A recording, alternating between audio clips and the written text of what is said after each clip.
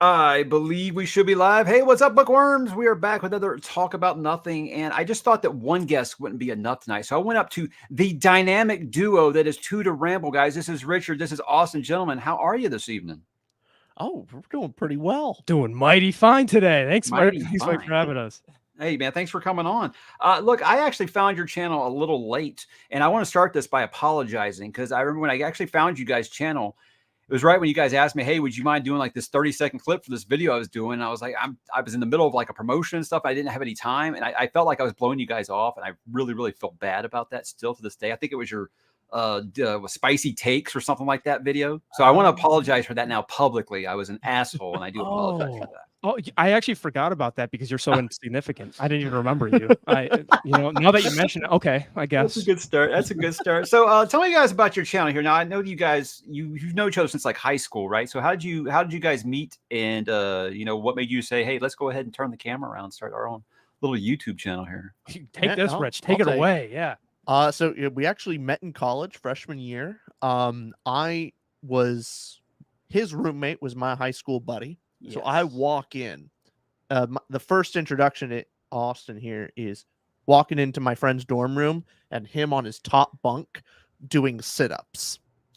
Hitting the ceiling?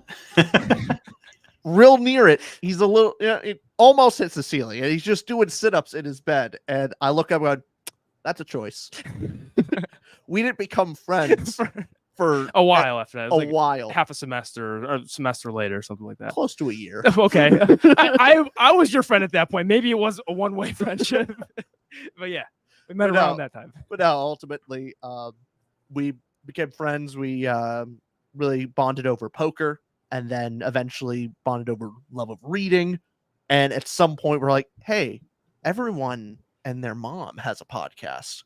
Mm-hmm. And we just talked at the dinner table about this book that we read for about 4 hours. Why can't we just record that and put it on YouTube? And so we did. And now we're here. And that's how it all goes. So you guys podcasted for a while before you actually turned it on to YouTube, right? No, it was. Oh, you did both at the same time? Yep, all at the same time. All the same time. We had 2 episodes we recorded that are unreleased because the corrupted files. I screwed it up. I remember that pain. Oh yeah, it was horrible. And to us, we spent that was 4 hours of recording and editing, and it was the biggest thing. And then the 3rd episode we recorded is the first episode you see on our channel because I screwed that up. But yeah. So that's pretty cool. I actually came up in podcasting. I actually did with some sports stuff for a long time. I actually moved over to like media there for a while. And the thing was, like my podcast host, he didn't actually read any of the books I read. Just comics was pretty much the only thing he did. And I was like, so all the time I'm bringing up like, oh, hey, yeah, no, it's this year anniversary of like Dune. Like, you ever read Dune? He's like, no. I'm like, all right. Okay. So I just said, when I started reading Wheel of Time, I was like, I'm going to just put those like on the YouTube channel that we actually put the podcast on. And I was like, most of my audience listened on iTunes. They didn't really, because it wasn't really produced or anything. We were really just using it to host because YouTube was free hosting. And all of a sudden, I did these Wheel of Time videos and got like these huge amounts of views. And I was like, oh, okay, people actually do care about what you read. That's neat. So it was actually like a happy accident for me. But did you guys have success like right away? I mean, you guys are what? Like you guys just passed 30,000 subscribers, right? Yeah. Hey, man, that's awesome. You guys are getting to the point where you're going to have like dedicated haters, where people who subscribe just a thumbs down every video that you make. We said this in a recent video where one of our patrons, Levy, pays us $10 a month because he hated my take on Red Rising so much he wanted to yell at us. So he joined, yelled at us, was like, all right, I'll stay now. It's kind of fun. So thanks for the engagement. Like yeah, right. That's awesome. No, yeah. I'm convinced I have people who will subscribe just a thumbs down and just to make a passive aggressive comment. But hey, cool. I'm a follower of you on X on Twitter, and you are always quote tweeting people and replying to people who are hating on you. It's always a bit entertaining to watch the fist fight back and forth. So I mean, I with people like that, I think it's amusing. People are like, "Oh, don't let them get you down." Like, you kidding? That's a nice break from the monotony. It's hilarious, man. I find it amusing. So if you guys too, but you guys are big time now, aren't you? Aren't you guys going to have a booth at Dragonsteel Nexus? Yeah, that is awesome. We're now going to be panelists, which that's amazing. I can't even get approved for an arc from Tor, so that's incredible that you guys were able to do that. Wow. We're trying. We're going to be on 2 panels, which I don't know if we can announce that. So I don't do that, I guess. But we'll be on 2. That's So the fact that the crazy growth recently has been awesome, and the panels, so we're living life that we're super grateful. So this has been a great journey before destination. Loving it. You have a request already. You need to read Lonesome Dove, Richard. Or you have. I You already read it. It You've is read my it. favorite book I've ever read. It's my new favorite book. Okay. Did we talk about this last time we talked on your channel?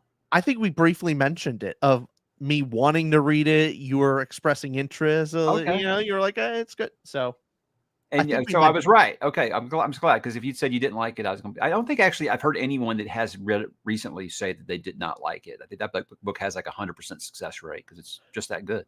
Yeah, it's one of those books that I don't want to. Of course, got someone here who hasn't read it, so we'll be careful with it. But ultimately, the writing behind it is one of those kind of American classic books that is easy to read. I think it's told in modern enough language, you know, it's easy to comprehend, but I think writing style and prose is an American classic. Right. I think it will be taught in schools at some point, but beautiful writing. The characters are some of the best I've ever read. I've fallen in love with them. The lessons on life are poignant. I think he's talking about Red Rising now, ain't he? Mike, I gotta say, having you when you came onto our channel, just us double team Rich was just one of the best moments on the pod. I loved it. The thing is like last time we were there, I was like, I knew Red Rising was going to come up because obviously we have, you know, differing opinions all the way around on that series. Whereas, you know, the two of us that are right love it, and the one who's like kind of lukewarm on it, well, he's got time to learn. But, you know, we're not going to hold that against him. But what I didn't expect last time is for us to talk about Sarah J. Maas so much. So I respect that you guys really broaden your audience, because you guys talk about Sarah J. Maas. I think you guys read Fourth Wing, didn't you? Yeah. So what brought this on? Why did you guys, I mean, did you do it for the LOLs, or was this like a challenge, or are you guys just trying to be all inclusive? What's going on here? So what happened is the Fantasy Fangirls, the podcast that they do. Oh, that's the podcast name? Yeah. You're just saying the Fantasy Fangirls. Their names fit the Fantasy Fangirls. Nicole and Lexi, they're great. Check them out if you guys are want to watch. They're great in the romantasy genre. They stick there. However, we're trying to convince them to get Way of Kings and read that. Mm-hmm. But they reached out to us. Their manager reached out to us because they liked our Stormlight reviews or something like that. And they liked our Sarah J. Maas. They liked our ACOTAR review. Yes, that was it. They liked it so much they're like, we got to have them on. You mean people that do this have representation? That's amazing. I still do everything by myself. I need to hire help. The good thing with us is Rich just goes, "Hey, Austin." So when you have some, like, use one of your kids or something. I know you got a couple kids, right? Yeah, but they've got attention span of nanoseconds. We ain't gonna talk about that. No, yes, that's cool. I mean, I look at that and I'm like, you know, I was actually doing the Leigh Bardugos here, but God, was it Shadow and Bone? Is that what it's called? The one that they made on Netflix. So I was going to actually do that, and I did like the first 2 books, and I just couldn't take it anymore. And I said, you know, regardless, either I like it because, you know, it's an easy popcorn read, or it'll be fun for the LOLs. And I just was like, no, I don't know. I just have this thing about making like really, really negative reviews. And I don't think my mama taught me you don't have anything nice to say, don't say it. So I just didn't even talk about it really. But yeah, it's as you expect. I'm not the target demographic for Leigh Bardugo. Who could have guessed? Yeah, but I'll be honest. It was surprisingly a lot of fun with that review, even though that was some of the most negative I've ever been. Like, I hate Fourth Wing. I hate the book. It set like first 5 minutes to their face of like, we know how much you love this book. I hate it. I hate it a lot. Let's talk about it. And I thought it was overall, it wasn't a hostile experience. It was just really fun to talk about the differences and what they saw and what I didn't, clearly. I beg to differ. You were kinder to Fourth Wing than you were to Red Rising when we reviewed it. Whoa. I will say that. That's true, but I'm just generally meaner to you. Yeah. I'm nice to most other people I meet. Oh, so they're saying Siege. I can't read. Can you guys read that? Siege and Storm. Siege and that Storm. was book 2 in Shadow and Bone. It's like the Okay. first one I was like, it's got some decent ideas. I guess I'll keep going. And I was like, the writing's not that great. You know, it was her first book. I'll keep going. And just part 2, it just ran to that thing that I have with all modern YA fantasy is, oh my God, we're in the apocalypse. The world's about to end, but I've got to choose between these 2 cute boys who are just 11 out of 10s. They're both just beautiful, beautiful men. And how's she going to make this decision? how is she going to make this choice? So yeah, I'm not the target demo, and I knew that going in. What is your target demo? Because you're a character first reader, right?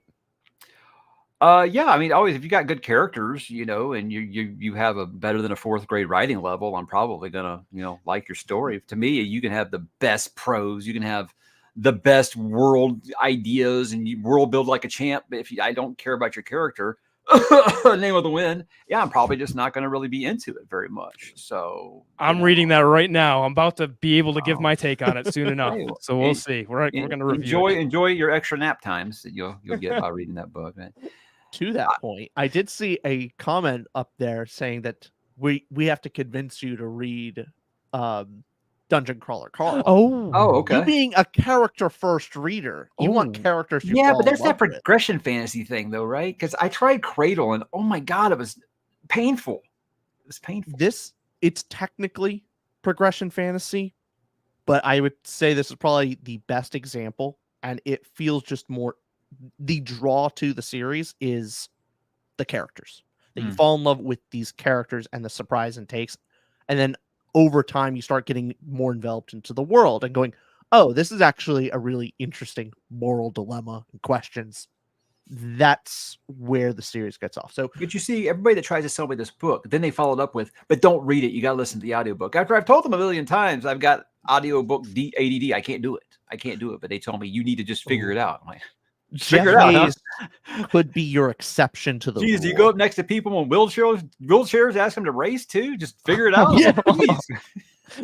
Hey, they got arms. You know, the audio thing, man. I've tried, and you guys have a really good video about does audiobook count as reading? Mm-hmm. That is such a hot button issue that just anytime I even think about bringing it up, people just get. What I've said is consume the story however is good for your life. If that's what works for you, awesome. I'd rather you do that than not read at all. I'm not the elitist who'll sit here and be like, well, you didn't actually read, it doesn't count. I'm not that guy. The only time I'll give them crap is when they're like, hey, let's read this book together. And you'll text them that first day and be like, I'm on chapter 6. I'm liking it a lot. And they're like, oh, I'm done. That's the only time I give them crap. And they're like, what's taking you so long? And I'm like, well, I didn't get to listen at work for 12 hours today. So, I didn't finish already like you. But I want to point out, guy that you have pulled up here, Coop. I know that guy whose comments hiding amongst the fans. He's one of those people. He listens to audiobooks all the time at work. Yeah, we see you. Yeah. So I mean, do you guys get as much pushback on this as I do? I mean, it just seems like it just starts a war every time I even bring it up. People who are for it and people who think it's just lazy. Again, I don't think it's lazy. Like I read to my kid at night, and now he's just going to be an audiobooker. I know he is. Maybe that's why my parents didn't read to me. Maybe that's why I just can't do it. I don't know. Yeah, it seems to be a pretty 50-50 split on people's thoughts.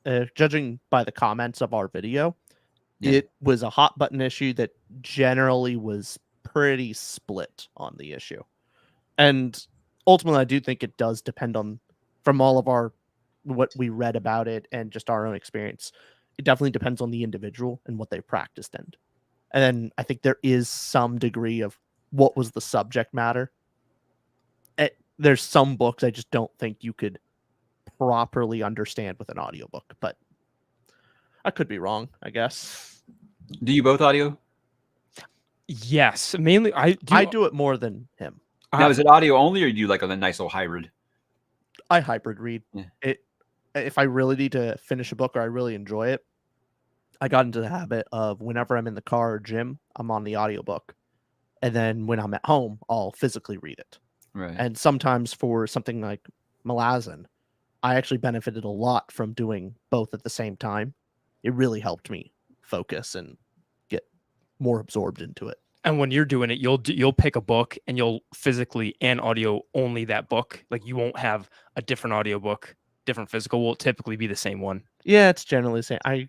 It's hard for me to read two different books at the same time. That's the only thing where we differ is I do my audiobook that's on and physical book is always different just because I'm very kind of like you, Mike, where maybe it's the narrator that's the issue and it's not just you and how you're able to listen to it. Because everyone carried on about Dresden Files. It's Spike. Hey, do you know it's Spike from Buffy the Vampire Slayer? Who reads? Yeah, I know. I hear it every single Dresden Files video that I ever do. I hear about this.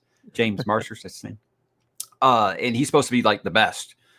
And I listened to a couple of those short stories. I couldn't tell you one thing that happened in those books. He can't be the best if Jeff Hayes exists. That's all we're saying. He's the GOAT. Who? He is. He's the Jeff Hayes. Jeff Hayes Crawler is Carl, the narrator behind Dungeon Crawler Carl and the okay. owner of his own audiobook company. Oh, so he's pretty good, huh? He's got his own company and everything. Oh, pretty good. Yeah, I say that. I would like to. I can't listen to it, but I would love to actually do audiobooks. I used to say that until I actually recorded one, by myself at home, and just realized this is not easy. I did a 2-hour. You guys like me? You only get text messages when you're live? I swear to God. Rich's mom just called him. My mother called me while we were talking. So I read A Christmas Carol last year, and I thought, this will be easy. And it took me like 12 hours to read a 2-hour book. And I was like, never mind. I take it back. I don't want to do this. I wouldn't have enough time. Audiobook and it took you 12 hours? Or? Reading it myself. I did my own version of it. Oh, you did it. Okay. Well, one of the reasons it really, really messed me up was because I did this really, really gravelly voice for Scrooge, and it messed my voice up so much that I couldn't record longer than like 30 minutes a day. So it took a while. Now, see, Rich, what voice do you think Mike would be good? Like, what book, what character could he actually narrate where Mike's voice matches? Hey, you may not think so, but I got good voices. My kid tells me. Actually, he's upset that I only have 12 voices. Only 12. Yeah, right. It's like, what do you mean? He's like, you can't use the same voice that you use for Percy Jackson when you're reading Harry Potter. I'm like, bro, I'm not Robin Williams. I only got about a dozen voices. And he's like, who's Robin Williams? I'm like, wow. You're just got to be thankful because Michael Kramer has like 11 less than you. Just, hello, here is Randall Thor. He's going on a journey. You know what? I know some of these names. I don't audiobook, and I know more audiobook narrators' names than you can imagine. I know Stephen Pacey does First Law because I get that a lot. James Marshall's office does. I know Michael Kramer and Kate Redding do Wheel of Time, and apparently he's boring and she's terrible. Is from what I've heard. Apparently she's got like the worst masculine voice ever. And I'm like, okay, whatever that means. And I know Tim Gerard Reynolds. That one comes up a lot. Yes. It's the first time I heard of the guys that y'all mentioned earlier. I think Ray Porter's one I hear about a lot, but some other character. Yes, I drink coffee at night. That's how I make it this far. And also, I don't know if you can see it, but I actually, I brought this cup just for Richard here. Oh, baby, let's go. Hey, how smart. Maybe he needs to go to the Institute and get into the what do they call it, like where they trim the fat. Anyway, it's been a while since I read the first book. Yeah, it's good times. Thank you, some other character. The audiobook thing for me, I think it's because I listen to so much sports radio, and when the ads come on, you just kind of block them out, and I don't think you can turn that off. And also with you listen to sports, who cares if you tune out for a second? You tune out for a second while you're listening to one of these fancy books that got like 1,200 names and 400 locations and 300 kingdoms. It's like, yeah, I'm going to miss some things. And I can't do that because I'd be doing a video and I'd be like, but then this happened. I don't know why. And they'd be like, well, didn't you read it? And I'm like, yeah, so. Well, don't know about you, Mike, but have you tried playing around with the speed of it? I have. I've done the speed thing. I've done the different narrators, and some people have been like, "Oh, just listen to something that you've already read." And I'm like, "Well, what's the point?" What the whole point of this is? I would like to be able to be like some of these other booktubers who read 45 or 50 books a month, because they can just anything that they're doing, they can just always have earbuds in. Apparently, and I'm like, I don't. What are you at per month? So we know about 3 or 4. Okay, I don't feel so bad anymore. This is good. And people are always like, Mike, how do you read so fast? I'm like, is 4 books a month fast now? It on YouTube? No, apparently not. Yeah. I was like, my real life friends who would are like the very epitome of I'll wait for the movie. They don't actually read books. Yeah, that seems like a lot to them. They see a book this thick and they're like, that didn't take you like a month to read? And I'm like, no, it took me about a week and a half, I guess. So that's why I always find it funny. People are like, how do you read so fast? I'm like, dude, every other booktuber out there is like, we read 72 books this month. I'm like, wow. But yeah, we're kind of surrounded with people that just read a bunch. So it's when we're doing 3 to 4, we're same pace, 3 to 4 a month, right around that. I aim for 4, 1 a week. I think that's a good tempo. Are you a binge reader? Or do you have your nightly? Okay, I read for this many hours, this many minutes. It varies. I get that a lot. How much do you read per day? I'm like, man, when you got young kids, it don't work like that. It's just if they're cooperative, because some days they're just they're being tits, and some days they're they're fine. They want to do their own thing. You can't make them do anything with you. I get most of my reading done at night in bed on my Kindle, because I can read, and, with the light off, because the Kindle doesn't keep my wife awake. And that's pretty much the only time I have to not be bothered by anybody all day. So, but even then, some nights, I'll read like a paragraph and the Kindle's hitting me in the face, so and sometimes you're just too tired. But I mean, I don't think I go very many days. The weekends, I don't really very much, because I'm usually I'll record ahead on the weekends. I'll record ahead some of my videos on the weekends, so I don't have to do it on the weeknights. So that really takes a lot of my time on the weekends, and then just wanting to spend time with the kids and stuff. But yeah, I mean, minimum 30 minutes usually, at least a day. I mean, at that, I take my Kindle with me to work, or if I take my book, whatever I'm reading, with me to work, and I'll read over my lunch break for at least that half hour every day. So there's that. But it seems like you keep YouTube more consistent. Like, hey, I'm gonna get at least this many videos. I think you commented a lot of YouTubers have been doing the dark side of YouTube thing, or BookTube. Yeah. And I think I saw you comment something like, hey, one of the ways that it works for me is I just did 3 videos a week for like several years or so. I did 4 to 5 videos a week for 4 years. I don't know how. I don't know how I did that, because now I do 3, and one of them is just the vlog, just the update every week. And I'm like, I don't know how the hell I did 4 or 5 a week back then. But I look at it. I look at my engagement's so terrible now, and I guess we can angle this into like content creator woes. My engagement's so awful now that I see some of these videos these channels, they only put out, they're similar size as mine. They only put out like 1 video every like 2 weeks, and every video gets like 50,000 views. Maybe that's what I need to start doing. I don't know. I think maybe I've oversaturated my audience, and they don't have time to watch 3 videos a week, because each one of my videos is about 20 minutes long, so maybe I'm burning them out. I don't know. But ever since my channel got hacked, it's like, man, if I get over 10,000 views a video, it's like a hit. That's considered a big hit now. Oof. Yeah. That happened after our first talk, but tell us how did that actually happen? What got you hacked? And now this is a good lesson for you guys, since your channel is getting much bigger. You guys are gonna get so many more collaboration offers, so many more, and you got to be careful. First thing I recommend is when someone sends you a collaboration offer, is check that the email has an actual email address. Like if it's Evian water, make sure it's like Evian.com, at Evian.com, not io.post or something, because that means it's just a scammer. So what I did, someone wanted me to try out their video editing software, and I was like, that was some time I was in the market for it. So that sounded like something that, okay, I can check this out. And all I did was open the email, and my computer flashes, and then I lose control of everything. I get all the Google security alerts and all that stuff. So usually I used to say, don't click anything, duh. Now it was like, okay, don't open anything, apparently. So I don't know. I think hackers are just getting better. You didn't even click a link.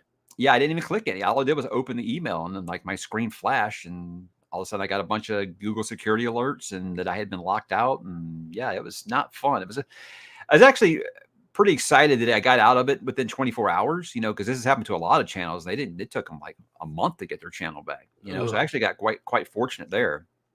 But yeah, we went immediately after that happened to you. Austin put me to the task of getting us a password manager and changing every single password to a very, very long set of random characters. I've got one so long now, I had to write it down.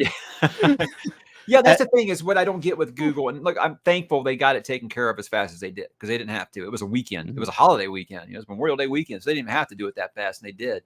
But I'm still just like, why does Google security allow someone to get in your email and turn off 2-step verification? Isn't that the whole point of it? It's 2-step verification comes to your phone number, and they can go in there and you can just turn it off once you're in the email. That's also something of note, is 2-factor authentication that goes to an SMS is typically not very secure. Of the 2-factor authentication, it is the worst. Yeah. And so ideally, if you're going to do a 2-factor, it's best to do an authenticator app, or if you want to, it's very inconvenient, but it is secure, is a YubiKey. And that's a very good way to use it. I've actually got the actual like USB security key now. Like I can just override everything and get straight into my account if that ever happens again. So I'm thankful, because I was way more scared about like my identity getting stolen than my YouTube channel getting taken over. So they got into my Gmail, and I was like, oh shit, there's probably a lot of stuff in there they can get into, because we will send stuff. Hey, you're refinancing your home. Hey, you've got a lot of sensitive information that might be in your emails, so hey, not only that, but guys, make sure you back up your email and delete things. So it made me be a lot more aware of stuff, because it's one of those things you don't think it can happen to you until it does. Well, and, it was scary.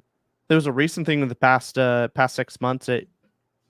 I'm surprised it's not covered more in the news, but all of our like millions, like hundreds of millions of social security numbers were actually released on the dark web for free.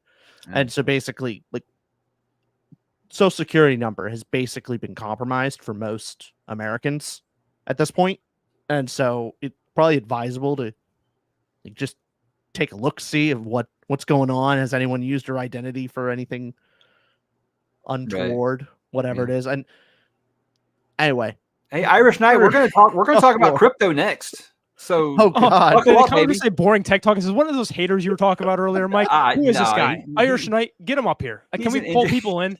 He's an interesting fella.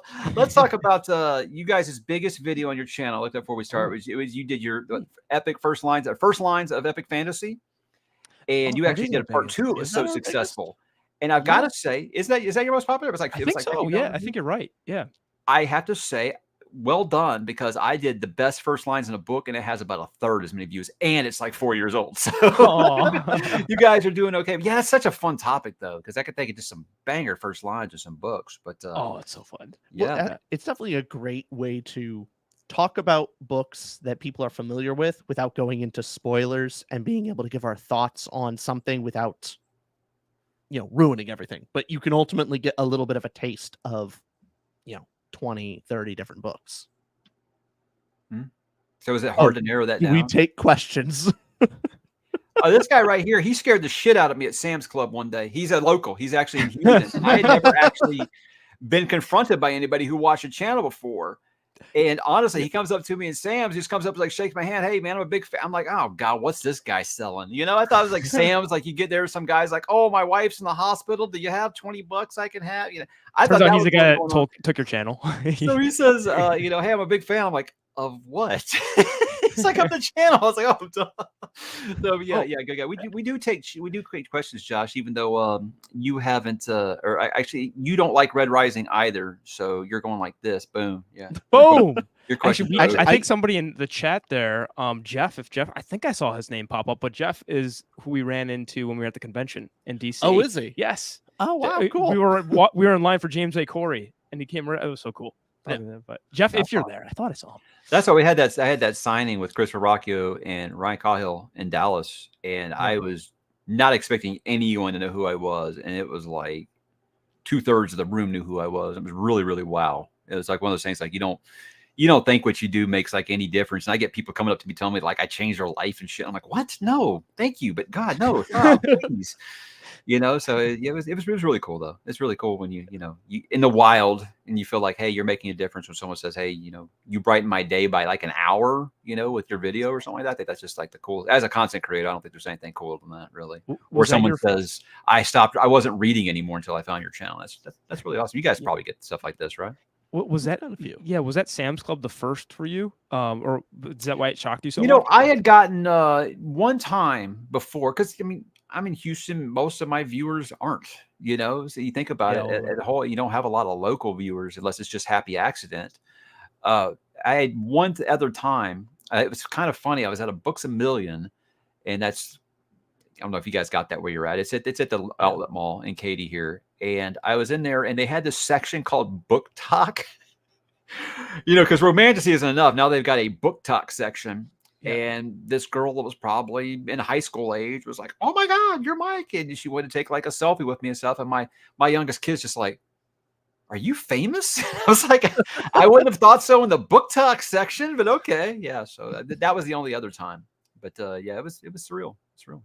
You guys have any of these experiences? Now, it's happened twice. It usually happens when there's a certain event of where people like us would be. So when Pierce Brown came into town, he was at Poetry and Prose and Poetry, whatever that book, the bookstore is up there. Poets and Poetry, a lot of peace. Prose and Poetry. That's it. And so when he was given an event up there, we met people who were who watched the channel. And likewise, when we went to the convention center for not Sarah J. Maas, Rebecca Yarros was there. That was an insane line. That was that was most of the. That's becoming a movie. Fourth Wing's going to make a bunch of money. That's dude, like I can't go into any store and not see Fourth Wing or whatever the hell the sequel is called. So I mean, it's just Onyx. No, wait, that's the third. Iron Iron Flame. Flame, then Onyx Get Storm. it right. I think you're a secret fan. I think you love it. Oh, I'm about to say that sounded exactly like a Defender right there. I'm just Oh, gonna I put know. that out. So a lot of the channels that are similar to ours are going to just trash romantasy, obviously, because we know that's just like not our thing, or it might be you guys' thing more than mine. And here's the deal: it's the Swifties. I mean, it makes insane amount of money, and they all read it. It's like this, like Dan Brown. Like we all think, oh, Brandon Sanderson, he's the best selling fantasy guy. He sells tons of books. It's like microscopic compared to like what Dan Brown sells. You know, Dan Brown. And that's kind of what the Sarah J. Maas and all that stuff. That's what it kind of is now. It's hip hop culture, and now everyone reads it. And even if the people who aren't even into it, like To Ramble here, they're reading it for the laughs. You know, so it's just got a huge foothold. And that's why you see so many self pubs now. It's because traditional pub only wants what sells, and this is what's selling right now. Yeah, I mean, it's taking over the shelves. That's why the bookstores are like no, bookstores. It made me so sad walking into and this has happened within the past several years, within the past 5-10 years, that my Barnes and Noble, the fantasy sci-fi section, was basically cut in half and cannibalized by manga sales. I'm like, no, why are there less book options now? And I think I'm starting to see some larger fantasy sections growing, like a couple more shelves are added, but it's because of romantasy. Like, sure, that is it has its own shelf now. Well, see, I get a bunch of new enemies because I tell them that, like, dude, fuck, American comics are in the toilet. They're not good right now. And I was like, I've been reading American comics since I was old enough to read, so I'm not like a hater or something. You go into like any bookstore now, and it's like American comics, manga, shelves and shelves and shelves and shelves. Because, you know, I think it's because manga, their writers the publishers still hold them accountable. If your issues aren't selling, you're gone. Here, they'll let comics fail and lose money for years before they finally make a change with Marvel or DC. You know, I think that one's undeniable. I mean, all you got to look is someone like Murphy, who is so freaking successful already. And she basically just had to change her channel to a manga channel because it blew away what she was getting before. I understand why she did it. She had to make a separate channel to talk about books. That's amazing, right? Her second channel, her side channel became you books. Hypocrite. If your viewers would start watching NFL content, you know, in an instant you would switch your channel. Okay, I do. I have a second channel to talk about stuff that isn't books, and it gets like 100 views per video. I'm fine with that. I'm fine. I get those demons out. You know. Would you say you're more passionate about the NFL stuff than books? I think so, because I'm a lot more. I don't want to say I'm a lot more opinionated, but you know how like this, I try to stay positive. When I talk about sports, that's out the window. I'm being truthful. I'm being very, very rude, obnoxious, and truthful about things. Yeah, so it's a very, very different personality, I think, when it comes to that. Whereas with reading, I just want more people to read. I don't care if you're reading Twilight. I don't care if you're reading the funny papers, as long as you're reading. That's all I give it. Read an IKEA manual. I don't care. Just read. But when it comes to sports and stuff, you come with some really weak shit, I'll buzzsaw you. with your community on the BookTube side, I know you've been pulling up some comments. Kendall had a comment there about me being Rebecca Yaros's biggest fan. Thanks, Kendall. But a lot of I'm seeing some of the comments come by from viewers and patrons and our community out here. And I just have to ask you, like, has your community also cannibalized you? And like they're now like a being of their own, and you feel like you've lost all control, or do you still have some semblance of individuality?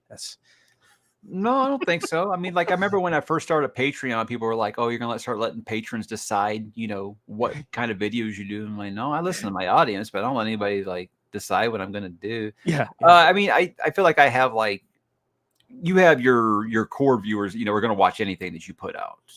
That's great. You love those people because they're always the first to comment on your videos and stuff. And it's a lot of fun, but I don't feel like they've taken over the channel at this point. I don't know. Maybe they have, and I just haven't realized it yet. We are Legion, I guess. I don't know. We will be you guys being assimilated? A little bit. Our Patreon group they're a force of their own. They have sway. They do.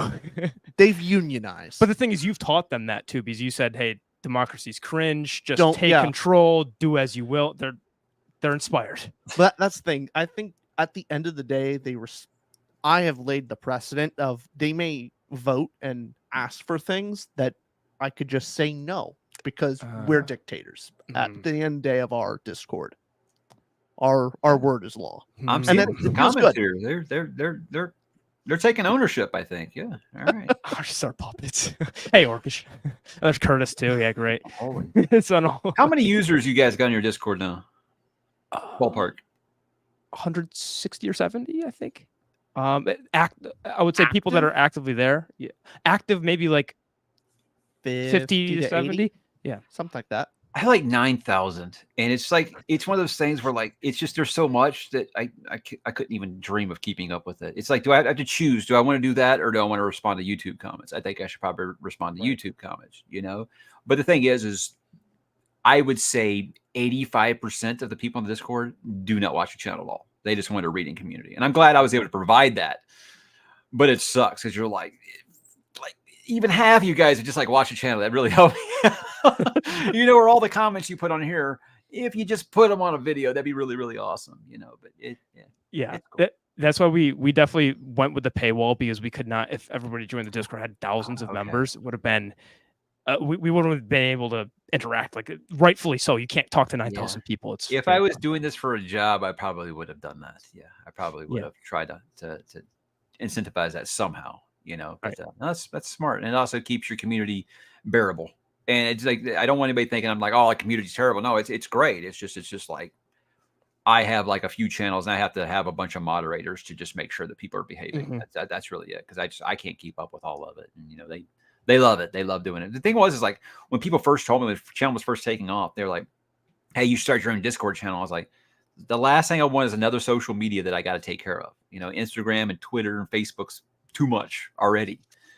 You know, and they're like, no, you just get some moderators to take care of it. Like, nobody's going to want to do that. Dude, people were lining up to do that for you. So that was really awesome that people are, you know, that into what you're doing, that they'll be willing to basically be your staff. It's really fun, you know. Other than that, do you do everything? Like you edit, you do the amazing thumbnail you did for this live with our cut off hand. Thanks for that. Do what? Cut off hand.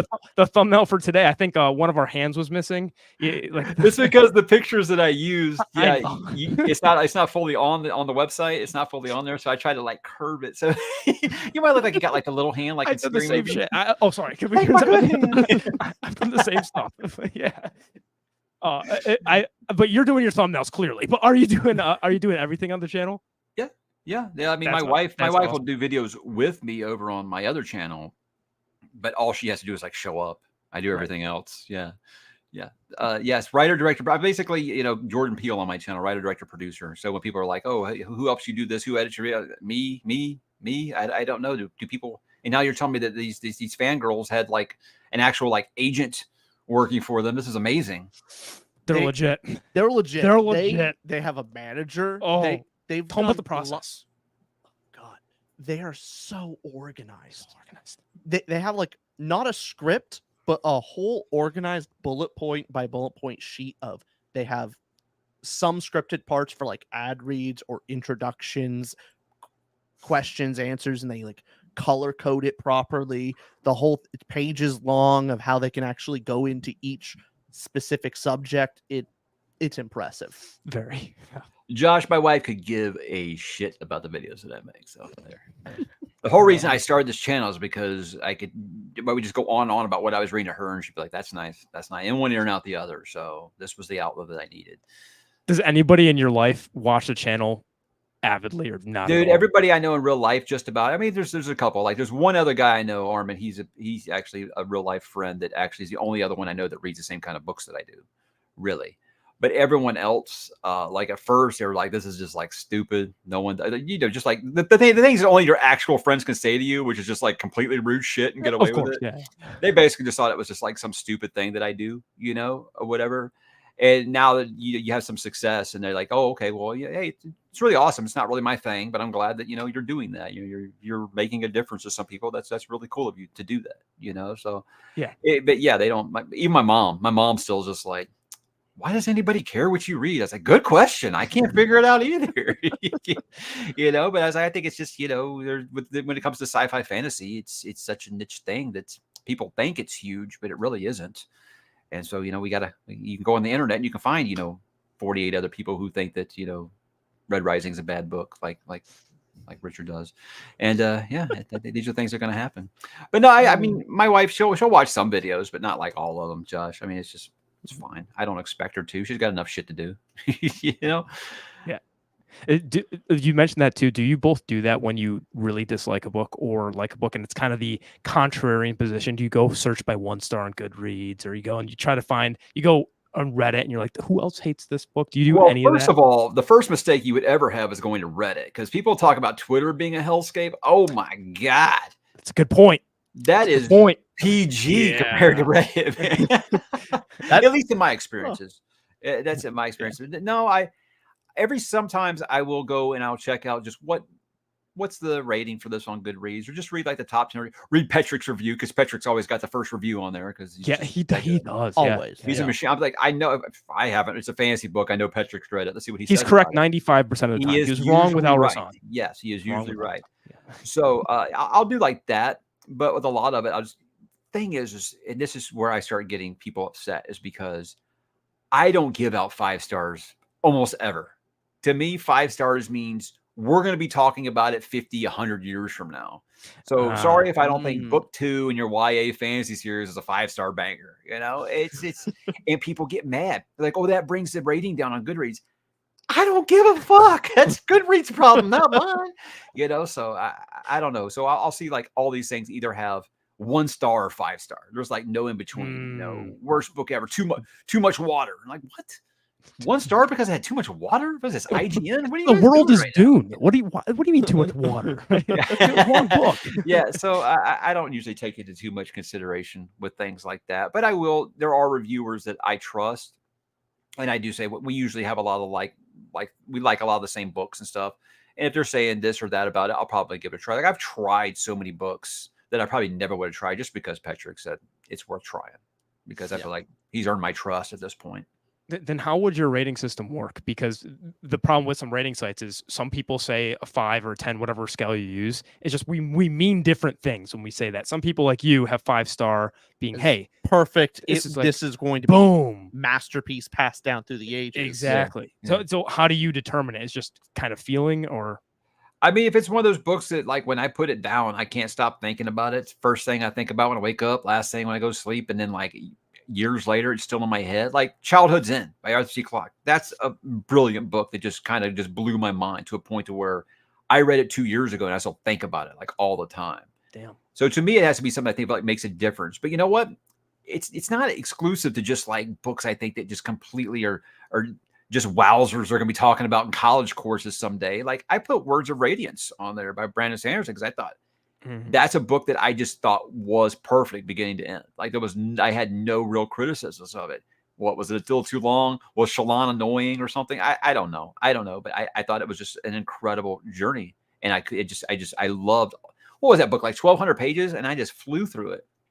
Yeah, I think in order it goes, the more books deep you get into the series, the longer it gets. And that's at like 400. Yeah, Brandon Sanderson's always got it. Even if it's just like 500 words, he's gonna go over there. But yeah, I believe it's talked about with Wind and Truth is going to be something like 1350 word. Oh yeah, 491,000 words. Yeah, 130 something thousand. Or I think this is a good question. Then we're going to talk about Sanderson because I know this is going to be a big topic. Do you think your taste is closer to Austin or Richard? Well, I mean, if you guys watched our last video, I think if you watched our Red Rising versus Sunnier video over on a Bibliotheory channel, I think you probably know. But I would say that Richard and I disagree on very much. I mean, I don't look at his takes and be like, oh God, we have this like opposite take. Plus, you guys agree on a lot. I think. Yeah. And the stuff we disagree on is emphasized because those videos are more like back and forth, I think. But well, also, big thing is before getting into YouTube, you were actually my main BookTube recommendation channel. Like that, wow. I would go to your channel for book recommendations. Wow, thanks. That's awesome.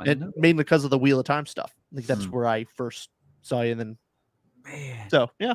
See, so you guys were smart and you waited until you knew how to do all this stuff before you started a YouTube channel, right? Yeah. See, I didn't. I had just done podcasting. I had no jack about video editing or nothing. So those Wheel of Time videos are rough. And I think it's one of the things where like, I don't want to delete them because so many people still comment about how much they enjoy them, how much, every time they finish a book, they'd go watch one. They felt like they read the series with me. And I think that's great.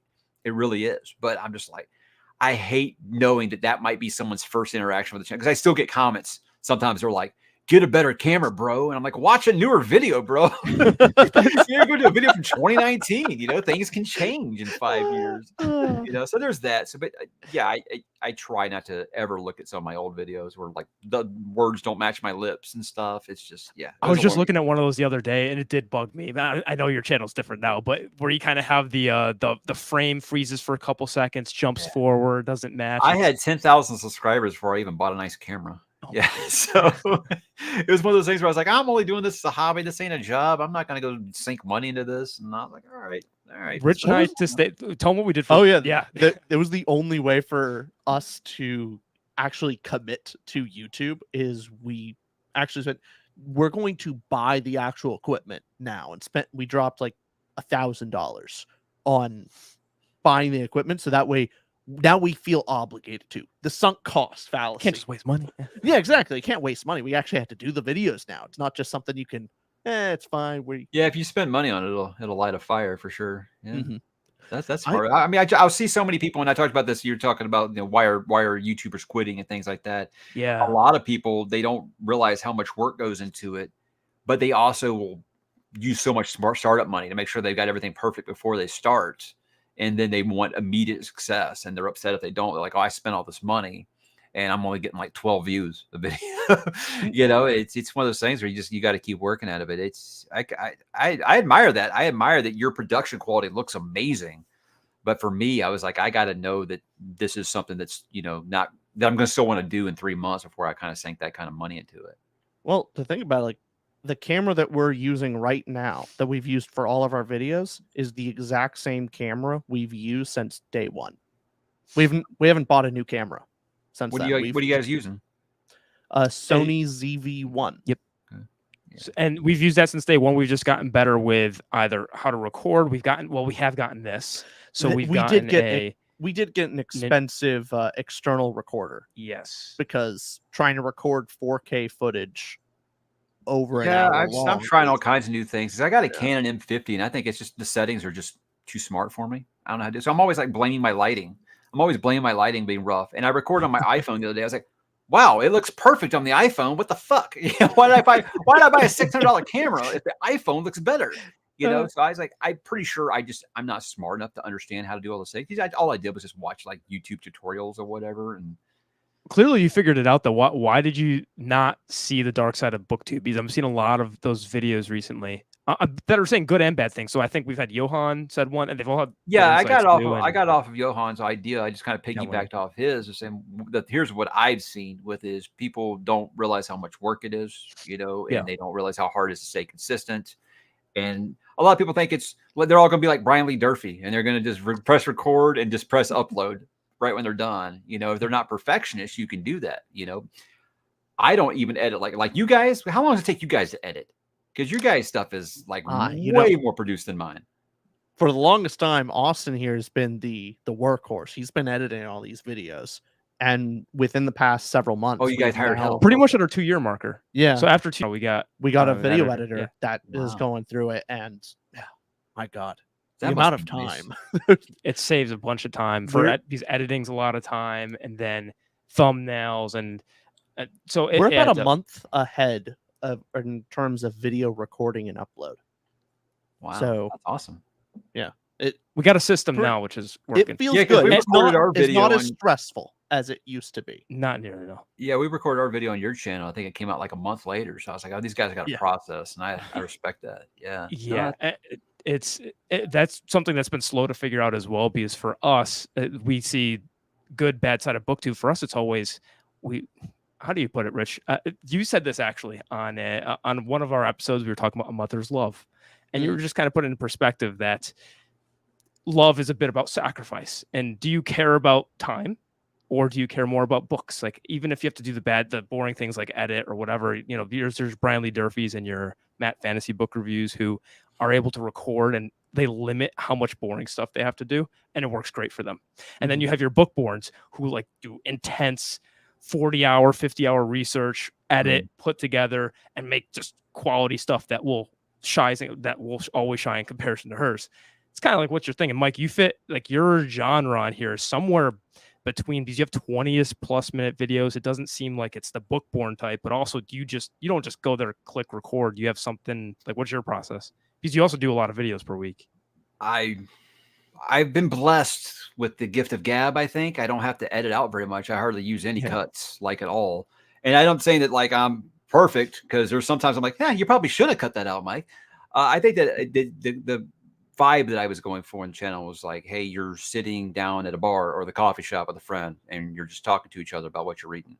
That was always what I kind of went for. So that's why I stopped editing out my coffee sips and stuff like that, and just said I want it to feel like a conversation. I don't want a bunch of weird zooms. I don't want a bunch of goofy shit. You know, that's just like, that's not my style. You know, I'm not a TikToker. Like, I went on TikTok and I turned into my parents immediately when I went to TikTok. I was like, oh my God, turn it down, kids.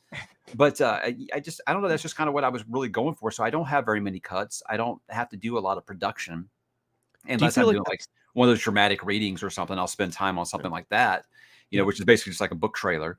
But outside of that, you'll notice the bigger and bigger your channel gets, is you'll start getting people who want to take everything you say out of context and snip that 8 seconds and put it on the internet somewhere. So I have to go through and listen to every single thing I say. Is there even a 1% chance I'm going to piss somebody off with that? And I make sure that I take that out. Oh, that's just the times that we're living in, because I've seen people get demonetized for less, you know, and get their channel deleted. And I'm trying not to do that. So basically what I tell my wife is, for every 1 minute that I record, it's 3 minutes to edit. So a 20-minute video takes about an hour to edit. Well, we're live, so I'm going to say it now. Okay, let me just go ahead. Let's just let's get a little razzle dazzle. I also have a very good ability when I'm live to have that extra alarm going off saying, should you say that? Probably not. Like, sometimes I'll be recording and I'll be like, yeah, you shouldn't have said that. Now let's go like this, so I remember to edit that out. Well, do you think the genre of BookTube just inherently kind of, it lends itself to a more authentic experience of less editing? It's supposed to be a more close relationship, less production value. I think it's just different for different generations, because like the TikTok generation, they love the crazy cuts and the zooms and the weird graphics and all that stuff. And you know, other generations, like specifically Generation X, they just like to hear someone talk. So to me, it was like, I was a podcaster. It was about conversation first. They need to see your face on YouTube. So that's the only reason I do it, you know, because, you know, I don't have you guys good looks. I'm just this thing here. So I had to have a really good voice, or else this wasn't going to work for me. Because Brian Lee Durfee actually told me, he's like, if we're cute girls, we'd have 1 million subscribers by now. I don't know if that's true, but it doesn't sound wrong, honestly. It can't hurt. It doesn't hurt. But that's just kind of the vibe that I wanted to go with, was just, again, just feel like I'm talking, you know, with my audience, not talking down to them or anything like that. Talking at them. That's kind of always what, talking to them, not at them. You know.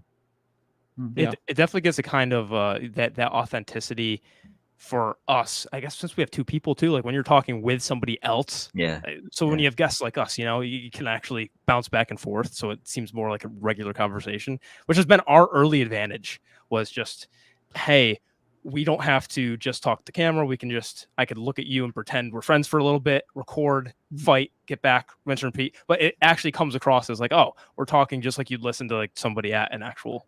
Well, it was the unique angle for BookTube specifically. I think for us, when we first started, there's not too many book reviews where it's two people chatting about the book. It's normally a one person to a camera. So that was kind of our unique aspect there. Yeah. And I'm noticing we've been glossing over so many comments. I've been trying to keep up with some of them on the side. I know. Like there's several people. There was several comments, rapid fire. Yeah. Someone was asking, hey, when are they going to get to Howling Dark and the second? Yeah, I'm getting lots of people series? asking how far you guys are into Sun Eater. So we can do that. He's he's working on First Law. He just finished the second book, right? Yes. I had no idea last time we talked you guys hadn't read First Law. I'd have been like, guys, hang up right now and go read First Law. But you liked Blade itself, so you guys are in for a hell of a ride, man. That's yeah, awesome. really enjoyed Blade itself. I just finished book 2. Book 3, I'm going to be starting as soon as I finish Love it. It's my favorite Joe Abercrombie book. Last argument. Yeah. And then Chance is asking, hey, Chance, let's ask Austin how far he's in the Sun Eater. Still haven't started Falling Dark. I have been trying to push him But you to do put it. Lonesome Dove on my TBR now. I did. Yeah. Yeah. I don't know which one I should. A priority read, yeah. I would think so. I love Howling Dark, but Lonesome Dove is better. However, Demon in White is one of the best books I've read. It's in my top 5. Mike, do you concur there? It was one of my best chonkers. My best chonkers video was Demon in White, yeah. Is that one of your favorites? The thing is, like I said, the Empire of Silence is my favorite book in Sun Eater, but I can acknowledge that Demon in White is probably the best one. Does that make sense? Yeah. Okay. I not to bring us back to ratings and rating systems like that too. So when you give a star, you're just saying, hey, this is my favorite. I'm not judging like quality. So you would put star rating for Sun Eater. Sorry, star for Empire of Silence book 1. You'd put it higher than book 3, although you'd say like, okay, book 3 has better quality. I don't know. That sounds like I got to make a commitment. I don't know if I can do that right now. Yeah, I'm trying to pick your brain here, Mike. I'm trying to figure it out. This is why I stopped star rating stuff on Goodreads, because it always just became down to, well, you gave this book a 5-star, but you only gave this book a 4-star. That means that you like this book. You make this series better.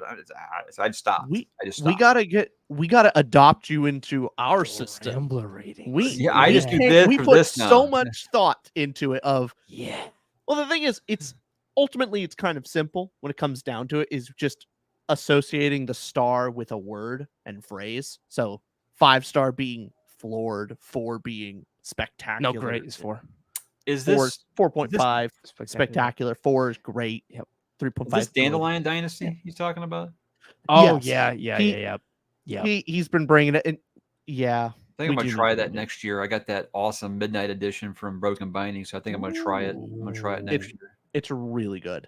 It's just a more unique read. If you're reading a bunch of different fantasy and you want something a little more fresh structure kind of thing, that's why we really enjoyed it. I think. Yeah, it was great. Yeah. No, I like over on a media channel, I have like a rating system for my movies where it's like, wait for digital, buy it, burn the film, burn the master copy. I have something like that. Maybe I should do that for the books. I think I should do something like that. I don't know. It helps. It helps when someone, instead of just a number, because a number means anything, but if the number is tied to a word, then you could say, yeah, this book was great. This book floored me, or I thought this book was disappointing or bad, or it's a lot better than just a random number that can mean really anything. Hey, this guy says, my friend Austin said Before They Are Hanged is a Lord of the Rings ripoff. What? That's a take. Did you say that? No, I didn't. Did not say that. I was going to say, the First Law really as itself is like kind of more of a deconstruction of Lord of the Rings, I think. It really is. Yeah, definitely not Lord of the Rings. No, it's inspired by Baez. He's like the anti-Gandalf, Song of Ice and Fire. And Fire, Aspire. I love lisps. I'm just trying to adapt one of my own. Yeah. Jake, my main man, since you're here, Jake, I got to bring up, these two did a recent video talking about why Serotine Mosaic is like amazing. So guys, I haven't read GGK yet. I've had Tigana. I've had it on my list forever. But would you say I should just do Serotine Mosaic instead? Is that so? Jake Bishop, Jake, I've watched your videos on Gavriel Kay stuff. I know you're a big advocate. So yeah, I'm also very curious because we read Lines of El Rasan, floored us, like amazing book. Incredible book. Yeah. So Jake, I was watching your stuff, and so yeah, please, I'm doubly asking that. I know Rich is triply as well. Yes. You'll add on there. Triplet. Yes. Have you read El Rasan, Mike? I haven't read any GGK. Oh, and it's wild that I haven't, because me and Chris Verrocchio, or we talk like all the time. He's all the time like, you read GGK yet? I'm like, no. He's like, he just shakes his head. So he says it's like one of the best writers ever. Oh yeah. And Rocchio, you love Rocchio's prose too. That's one of the things you always applaud. Yeah, I mean, again, I've had Tigana for years, but every time I start to think I'm going to do it, people are like, no, don't read that one. Read this instead. I'm like, okay. But yeah, I probably listen to Jake, because Jake's never really steered me wrong on anything, except for, what was it? The only series that Jake has recommended to me that I did not really care for was Codex Alera. That's Jim Butcher's non-Dresden File series. But Jake's got he's pretty good. He's pretty good at what he does here. And that's why we call Jake, don't skip Live Ship Bishop. He was right. Live Ship Traders, 𝕤𝕚𝕝𝕝 is like one of the best trilogies ever, in case you didn't know.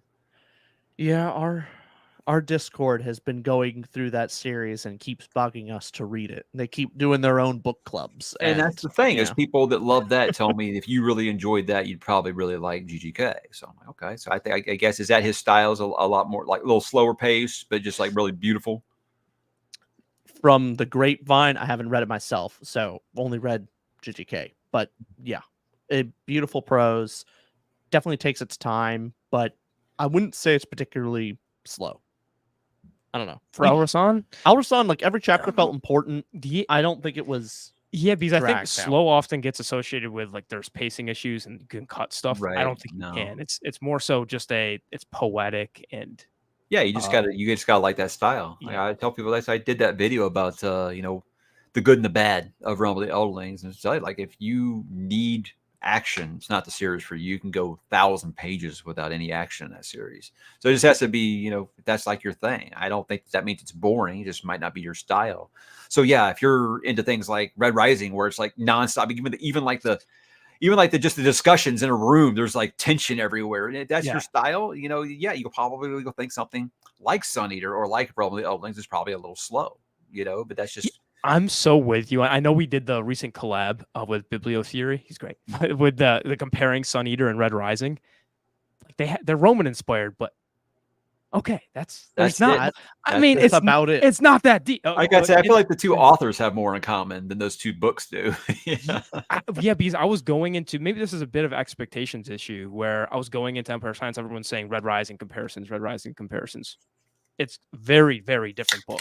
Like very different. So yeah, no, I mean it's better to just say it's Name of the Wind in Space. That's a better comparison. I think we've just got to this point as humanity where we just feel like you have to take a side. Marvel or DC, Stallone or Schwarzenegger. We've always been like this. We have. It's just now it's just turned to 11. Everyone has that sports team mentality. You have to pick a side, even if they're not really comparable. People just feel like they gotta take a side. Oh, you got an Xbox? You're stupid. It's Sony for life. What? It's like people are going like Texans or Cowboys. Oh, like you have to. Well, you're supposed to have sports teams. Oh, okay. All right. Let's see where you're coming from. The goalposts are shifting. I mean, I think it's okay to have a preference. I just I don't know this when there's two things that really aren't the same. Why you have to like one, you can't like the other. As a consumer, I like two good things, you know? So yeah, I don't know. And I can acknowledge it, you know, I like them because they're different.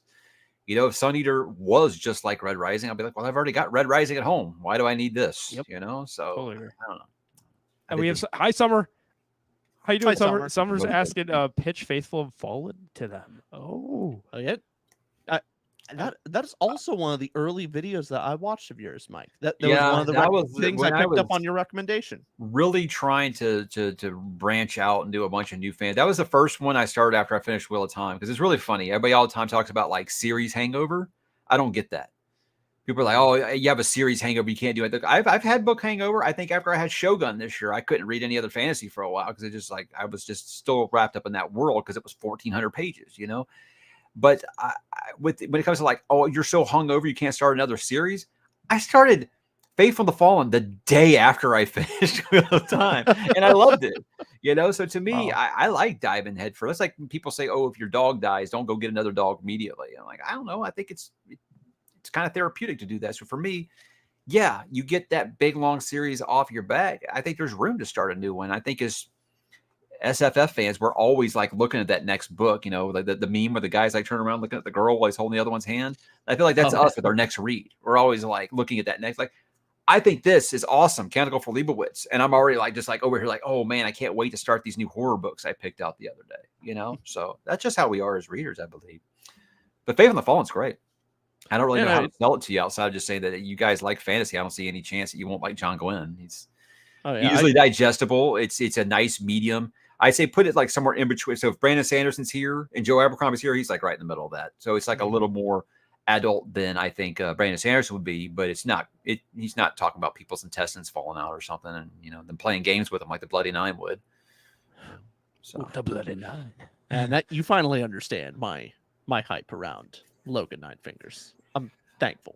So Logan, people ask me all the time, Would Logan or blank win in a fight? I always say Logan. It's like the only person that I'm picking to beat 𝕤𝕠𝕟𝕣 from Red Rising is Logan Ninefingers. That's the only person I will pick against 𝕤𝕠𝕟 because I don't think that the Bloody Knight loses in a one-on-one fight to anyone ever.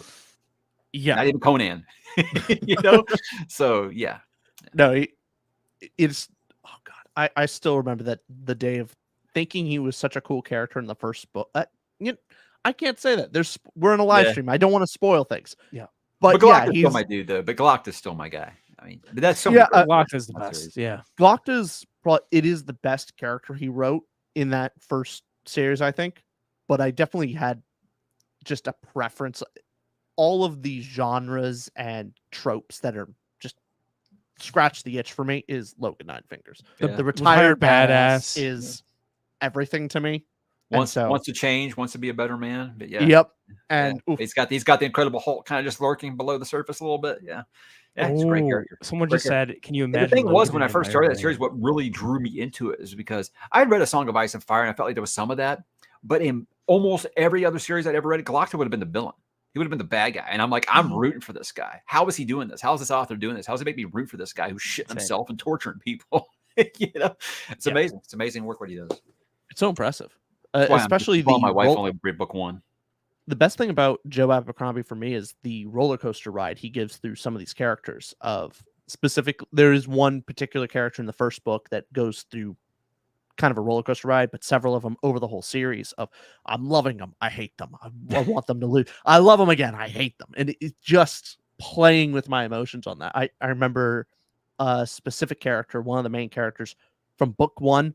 I loved to hate him.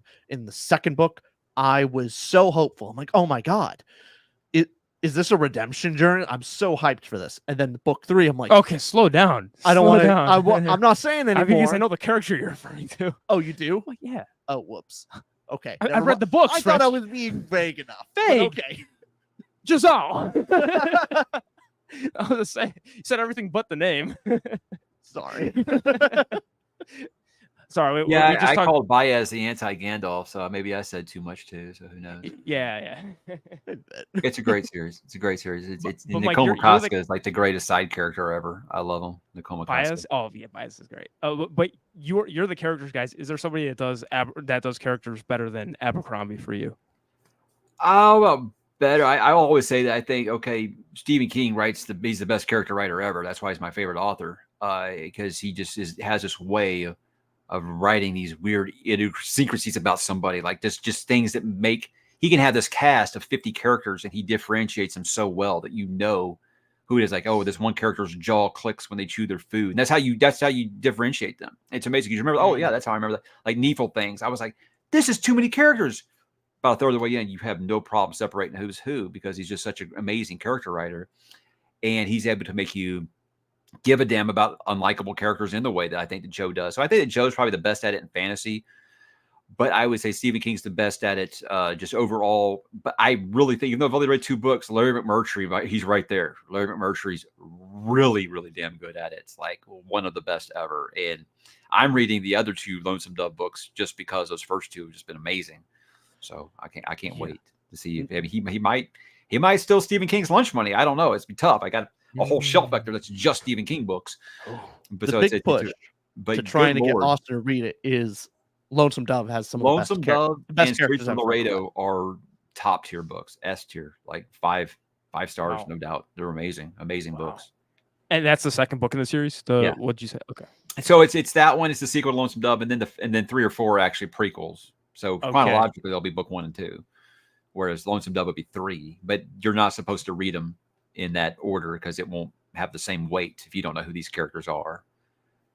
So yeah, you need to do Lonesome Dove first, no doubt. Okay, I got to get on it. It's also first in release order. Yeah, the thing is amazing about saying that is like I don't really like westerns. I love western movies, but I don't really like to read westerns. I don't need to hear about the tumbleweeds blowing in the wind. I'm not really about that. But those books are just incredible. Now, what's next on your TBR? So I'm finishing up Canticle for Leibowitz, and then I am going to be doing a book called The Hollow Places by T. Kingfisher. It's this new horror author I want to give a shot to. So I'm starting to do all my horror reads in October. Right. So I'm excited about that. What book would you recommend for us for October for the spooky season? Well, I had someone earlier ask, and sorry, I know I'm doing a crappy job of keeping up with these comments. Maybe I need to put my glasses on so I can actually see some of them. But We're just yapping at you. someone We're was distracting asking. you. Someone was asking if you guys read very much Stephen King. I've never read a Stephen King book. I only DNF'd one. So what was it? 11/22/63. But the all right, guys, it's been fun. Have a good night. Yep, I know what. And Andrew here, who's also in the chat, loves the book so much. And I only DNF'd it. It was just not the right time for me. I wasn't ready for it. I'm gonna have to get some big boy pants and then read it again. So, I mean, when it comes to horror, it's kind of it really just depends on what you're looking for, really. God, because there's just, I think more so than any genre, there's just it varies by person. You know, some people want the body horror, some people just want the tension, some people want like serial killer horror or cold case horror. It just really depends. Me, I love coming of age horror. I think that like it is amazing because not because of the big scary 7-foot clown with razor sharp teeth. No, that's interesting, sure, but it's that he has 7 coming of age stories in it, and then it's like people that are in their 40s remembering all these things from when they were kids. To me, that's a home run for me because I think To Kill a Mockingbird is my favorite books ever, best coming of age story maybe ever, and I felt like you got a lot of that in there, a lot of those vibes. But coming of age under supernatural duress is something that he's just made a career out of, and he's amazing at it. So I would say something, if you're into something like that, sure. But it's hard for me to recommend a 800-page book to you. As hey, yeah, you check out this, just squeeze in this 800-page horror book when you got time. Have you ever read some? Oh, go ahead. We're fantasy readers.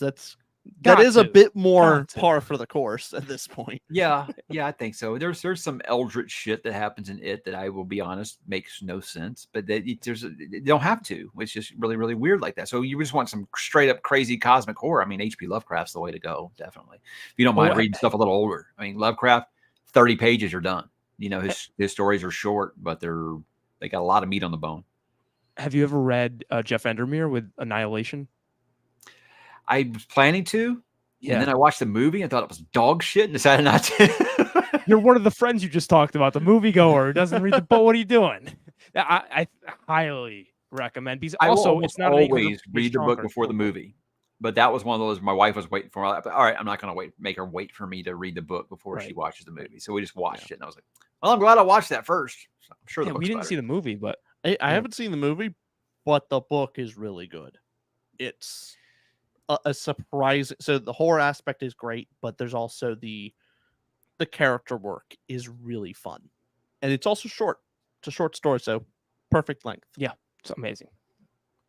Well, I mean, Dark Tower. You guys are fantasy fans. I mean, I think that's the holy grail of right behind you. I have it sitting right here and still haven't read it. And the thing is, I have to tell people, and I hate doing this because Malazan fans do this to me. You can't just go off of book 1 and decide if you like Dark Tower or not, because it's very much like a prologue. It is. If you're interested, that's awesome. But if you read all of book 2 and you aren't all in, then yeah, it's probably not for you. It's zany. It's weird. There's nothing else like it. It's horror. It's fantasy. It's a little bit of everything. So he really takes all that stuff where he's like, genres, I'll just throw it all in a blender, and that's what we're going to make. But I still call it a fantasy book.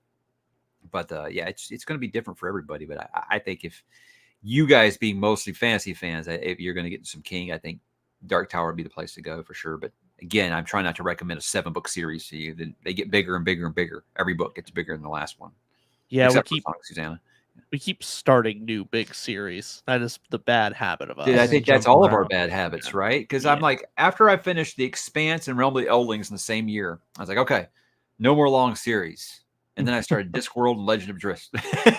Those are what are you on Discworld? I only read the first one because it was here we go. That addition to that, first one is definitely not the best, but also it's half. It's half the book. People got so mad at me because they were just so at first it was, you haven't read Discworld, what's wrong with you? And then it was, well, you're starting in the wrong place. Yes, book. Yeah. Correct. They are correct. But so what I said was, a patron sent me 5 books. I said, those are the 5 that I'm going to read. I'm going to read them in order. and I know that I don't even remember what the hell it was called. What's it called? The first book, Light Fantastic, The Color of Color Magic. Color of Magic. I know it's not that good, but it can't be that. It was that bad. It was that bad. It Ooh. was. So then I was like, okay, I I'll didn't start pick up with with that. Light Fantastic, and I was like, no. Here's the thing: The Color of Magic and the Light Fantastic are basically one book. They're put together. They're one story overall. Right. But yeah, he doesn't figure it out. We're doing Discworld on the channel again. I miss it so much. I think I love this. going back to it, I can appreciate the Color of Magic because I like the world where we're starting in. But yeah, it's definitely his worst book. And then it doesn't get good. I mean, here's the thing: you don't have to. It's 42 books, and I would say it gets really good by the third book. Oh, see, most people told me either do just skip the Mort or Guards. What they told me, I was like, well, I got those two. Yeah, Mort's book 4. You could start any like Guards, Mort, any of those two. Because if Light Fantastic hits the same way that Color Magic, I don't know that I'll ever continue. So I think Mort will sell you the entire series. Equal Rights is a very good book, but it's not as good as some of the others. But if you wanted to read something to your kids, I think Equal Rights would be a really great thing to read to the kids. And is it true that they can all be kind of treated like standalones if you want them to? Yes and no. There are basically different series within the big series. Yeah. So Mort is the beginning of the Death series. Guards is the beginning of the Night's Watch, like the City Watch series. Equal Rights is the beginning of the Witches series, with the Color of Magic being the first of the Wizards series, which ultimately is my least favorite of the books, like of the series. It's that one. And then there's the other little standalones, like Small Gods is just kind of on its own, or Going Postal is its own little mini series inside there, but it's much later in the back half. There's a lot. Sorry. 42 books. No, it's fine. And I like that. That's what I liked about Drist is it's just trilogy, 4 books, trilogy, and you can kind of just break it up whatever you want. And they do kind of have little lingering threads that continue to each one, but you really can just take big breaks like you can in the Rumble of the Eldlings too. You know, Rumble of the Eldlings is trilogy, 4 books, trilogy. I think that's probably the best way to do it if you're gonna do a series that long. The best way I found it was jumping around with Discworld, in starting off with, I read Small Gods and I read Guards, Mort. I jumped around enough that I was like, I'm really enjoying these books. And then I started just from the beginning, because now I'm invested enough in the world that I want to see all the little Easter eggs that come up naturally, because there's references and things in books that I just didn't pick up on. Yeah. And so now I enjoy going through it book by book. They did the whole multiverse first. It was Terry Pratchett. He was your guy. I actually applied for the ARC today for the new Joe Abercrombie book. It's iffy. Have you guys got into trying to apply for ARCs yet? Do you have more success than I do? You guys even surprisingly, typically when I ask for an ARC, I get it. Wow. But I don't ask for one very often. And I think that's kind of where I probably messed up, is like they just want you to just whatever they send you, where I was very particular, like, no, I only want like the stuff I'm going to read.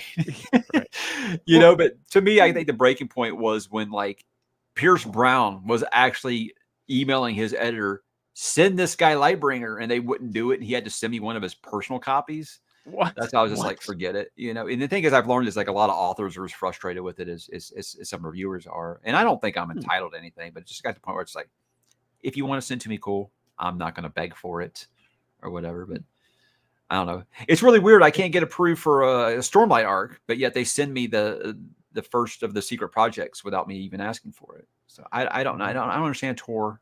Tor is really, really weird. I found Tor and Orbit are fairly good. Orbit I've had the most success with. Yes, Orbit's super easy. I quite like Christopher Buhlman's series, so the Black Tongue Thief, and then Between Two Fires. I asked for the Daughters War as an arc, and I didn't expect much. I wanted to read it, but I realized that it's a sequel to a book that Austin hasn't read, and so we're probably not going to review it. And so I feel bad asking for arcs that we're not going to. Like, I basically have no intention of reviewing within the next, the way I started looking at it, I was like, it's cool feeling like, you're getting to do that first, but it's like, it kind of sucks. I remember when I got Battleground. It was the new Dresden Files book, and Jim sent it to me straight via email so I could read it early. And I was so excited about it. He's like, but you can't talk about it. You can't say a word. Of course not. Of course I wouldn't do that. And then I realized it was 6 months until the book came out. And it was a book where a lot of shit happened. And I was like, that was the worst, not being able to talk to anybody about it, because it's huge shit happened. So it's where I kind of like, I kind of like reading it, kind of with the community and stuff now. So it's cool to get one a little early, but it's more fun. I feel like to read along with people, but obviously with Lightbringer, it was like, yeah, give me that. I'm going to eat that up, so. And then of course I felt like shit after I read it. Cause if you've read it, what you're saying is the likelihood of us getting a Red God arc is probably pretty low. Unless Pierce sends it to me, I doubt I'll get one either. But that's also one of those things where like, yes, I want it, and then it's like, oh no, this is the last one, keep it away, But I don't know. I don't feel like these will probably be funny words to go back to, Austin. I don't think Pierce can hurt me anymore after reading this 6. But I'm like, yeah, he can. Don't. Yeah, he definitely can. Don't. I'm standing on. Pierce is like challenge accepted. I can't say anything or also spoil things. Now for you, Mike, we talked about this before, but is it Golden Sun or Dark Age that's your favorite of the series? Golden Sun. Okay, we're on the same page. Yeah. Golden Sun's incredible, but Dark Age was the one to where I felt like it was a very significant shift in the series to full blown Grimdark. Like before that was like, yeah, it's got a little bit adult stuff, but it's still kind of got that 1 foot, just fun sci-fi fantasy kind of feel. But Dark Age is like, dude, did Joe Abercrombie like ghostwrite this? Holy shit. It was brutal. And it just got darker and darker. So it wasn't just a clever name. Dark Age was like felt like you need to go take a shower after you finish it. It was so messed up. So yeah. Good stuff. Good sales pitch for you. Yes. For anybody who hasn't. But Rich, your favorite is Golden Sun? Yeah, maybe? Yes. Okay. But Dark Age is close for me. It's especially the pickup from Iron Gold, where it was hard for me to read Iron Gold. For me, it made me think, oh man, I should have just stopped at Morningstar. And then just the dramatic change with Dark Age made me so thankful I continued on with the series. Which I'm hoping. I think at this point it'd be subverting expectations if he didn't. Let's put it that way. I'm hoping for Stormlight 5. I know most of the community says. All right, I want to talk to you guys because I think you're real big into the Cosmere. Let's do it. You can go into your analytics and you can see, how many people subscribe to your channel while watching that video. Yeah. My review for Rhythm of War, I've lost triple digits. What? Triple digits? Well, I think it feels like now, hundreds. 3 years later, a lot of people have come around and been like, yeah, Rhythm of War, probably my least favorite in Stormlight Archive. Yeah. But at the time, it was like, Brandon Sanderson's infallible. That doesn't mean I'm not excited as hell for book 5. I mean, Stormlight Archive is one of my favorite fantasy series. I just didn't like Rhythm of War because I'm a soft magic guy. I don't need you to explain the science of the magic to me. It's just cool. It's magic. Cool. I'm good. You can do magic. Awesome. I don't need to know any more than that. And I know that Sanderson, he's going to do these things. That's fine. But that and the flashback character in Rhythm of War, yep. Could not care less. Now, book 5, flashback character is going to be Szeth. That's awesome. I've been waiting for this. So I'm very excited for it. But you also, one of your most popular videos is, why are these books so damn long? And good Lord, I agree. God, I'm on sabbatical right now from long books because of this crap. Because all these books got to be 800-900 pages now. And we talk about Brandon Sanderson. Oh, well, the last one was this many words. I got to go a few thousand words more on this one. Here's the thing with some part of me is wondering that an experienced author, it is easier for them to write a long book than it is for them to write a condensed shorter book. Like for Sanderson, to some degree, I almost think that's true. I don't know. It seems like it's easier for him to write this big, massive book than for him to make a really condensed, shortened version. And I almost kind of am preferring that now. We're seeing Sanderson's shorter work, which I actually enjoy more. Where my favorite of his is Emperor's Soul. Emperor's Soul's great, yeah. I thought his prose was amazing. He was efficient with his words. He got across everything that I needed from a character in one chapter. where Sanderson in the Stormlight archive takes several chapters for me to kind of get into it, or in some case, hundreds of pages for me to really get invested in that groove. Yeah. So I don't know, but I guess that is the nature of epic fantasy. But I don't know. I would prefer if I would rather him do a sequel to Emperor's Soul than freaking Elantris. What are you doing, Brandon? Come on. Actually, I felt very selfish because I'm like, I wish you would quit doing all this stuff and just write Stormlight Archive. Damn it. This 3 years, and then he's saying like between 5 and 6, it's gonna be like an 8-year break. I ain't gonna live that long, Brandon. Jesus. Yeah. I think he said he is projected to finish Stormlight book 10 when he's like 70 something, 72 years old. And right now he's in his 40s. So it's going to be. We're going to have to be satisfied with book 5. That's what I said, that 5 feels like the end for me. Because I'll be honest with you, Lift is one of the worst characters in the world. And if she's going to be like the main protagonist going forward, I'll see you later. You're going to go from Paladin and be older, mature, and Dalinar to Lift. My problem with Lift is it feels like she's in the wrong universe. He does all the world hoppers. It feels like she hopped out of like those Star Song books or whatever the hell they're called. It feels like she's left out of that series and end up in the Stormlight archive somehow. That's how I feel about Lift. She's terrible. That's what I liked about her. Is he just felt out of place and was a breath of fresh air in the world. Here we go. To me, These are my people. Yes, I hate Lift. Kendall's back. Yes. Cal's also saying hates Lift. Oh man. Who's saying Galacta? I'm just seeing Lift. Talking about Dalinar's butt. That is not what I was reading Stormlight Archive for. I was like, what are you doing, man?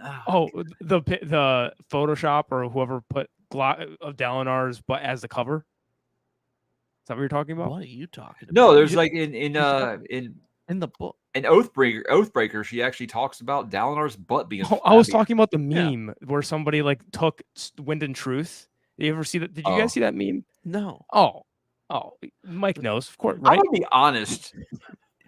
The cover for book 5 was a big letdown, wasn't it? I think he's an amazing artist. Don't get me wrong.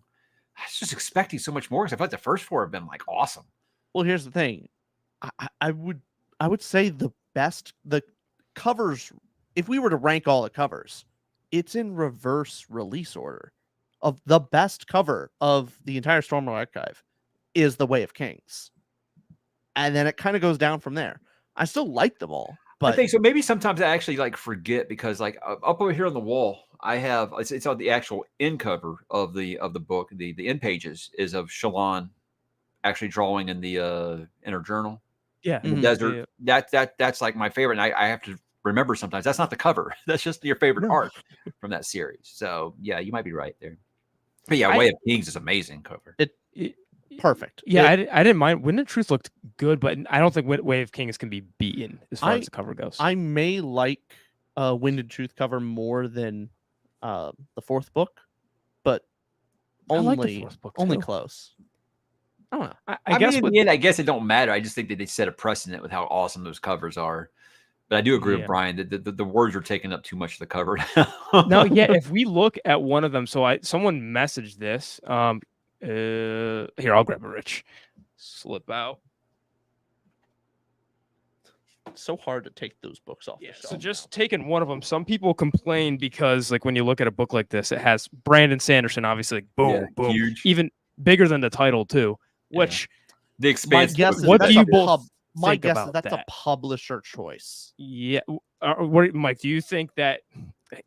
Obviously, we know why it's happening, but is it good? Do you like it, Mike?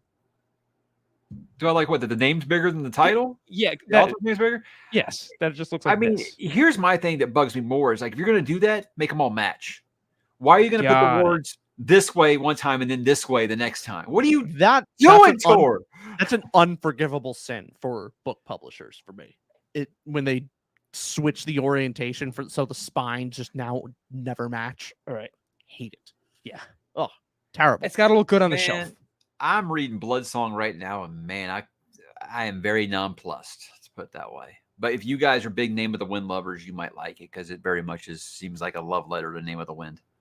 I liked it well enough several years ago, but I didn't like the rest of the series. Yeah, The and rest of the everybody told series me treat it was- like a standalone. Like, well, ain't no problem with that shit because I'm dragging to get through this. If you're looking to read more Anthony Ryan, I would say Covenant of Steel? Draconis Memoria Oh, okay. is one complete series. Pretty, I Is think, that Dragon consistent. Rider fantasy? Not Dragon Rider. Just dragons. Okay. Dragons are in there. It's dragons being harvested for magic. So their blood and bone is used in magic guns type of deal.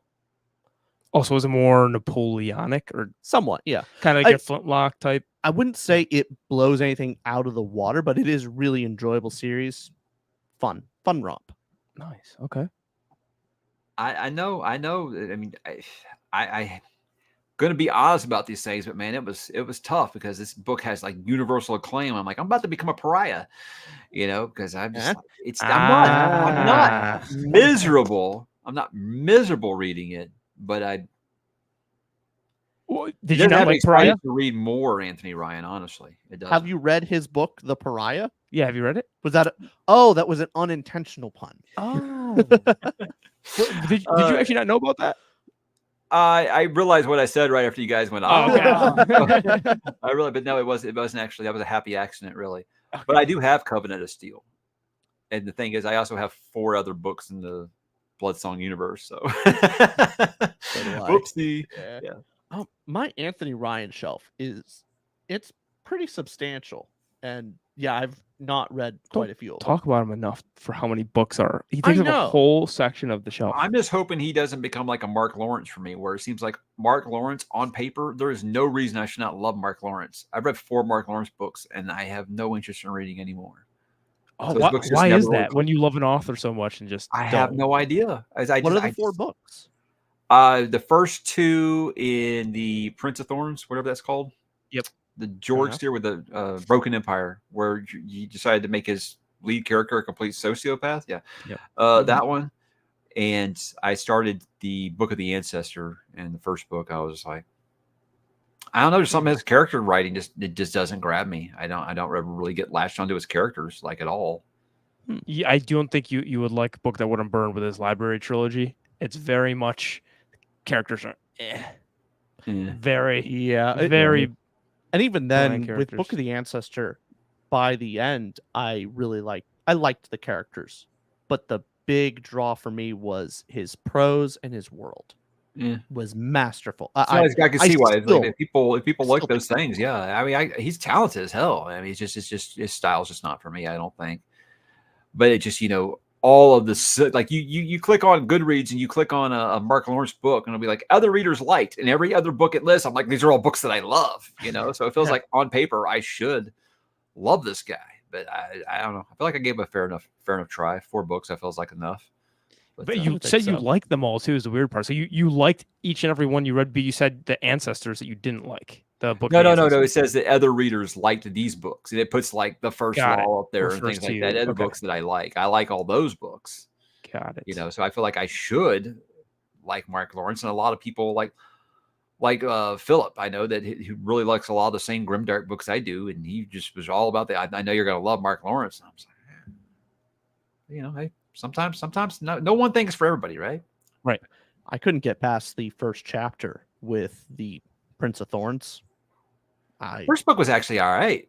But I guess I just didn't want to read the character. I was like, this is my main character. He's human garbage, man. He's just human garbage. And that's where I got the thing with realizing it's like, to me, Grimdark doesn't mean just writing the most detestable piece of shit characters who have 0 redeeming qualities. I don't think that's what it is.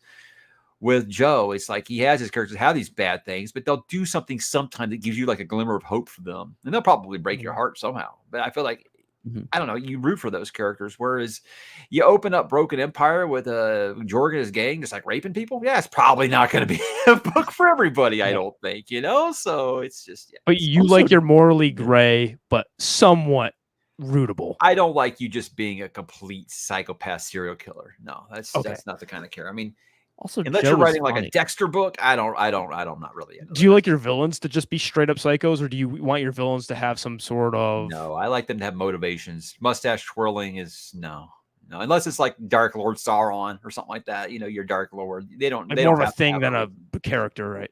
yeah, if it's more of like an idea, yeah, it's Yeah. cool. You have this big dark character who's bad because you need a bad character.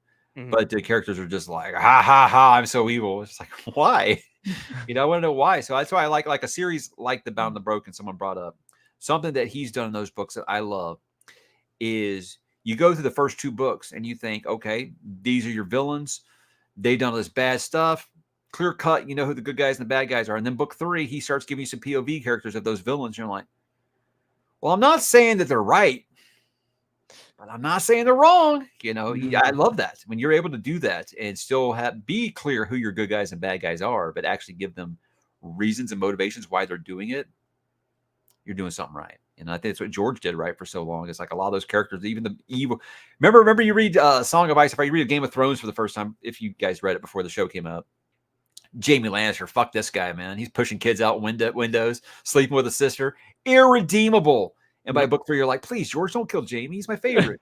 So I mean, it's just some authors can do that, some can't. George is obviously one of the best ever at it, but I don't know. You got to have something that a redemption arc, even if it's a character that seems irredeemable. Can I put you on blast for something? Go ahead. I need to say something. Okay. Were you going to stop anyway if I said no? No. Are you going to put me on blast, or are together. you going to put Richard on blast? No, Rich. I just want to hear your take, Mike, because I feel like I need some vindication. Mm-hmm. We're having an episode. You can say plenty bad about me after this, I promise. Okay. But we're having an episode, and Rich said, A Song of Ice and Fire, Game of Thrones won't last the test of time.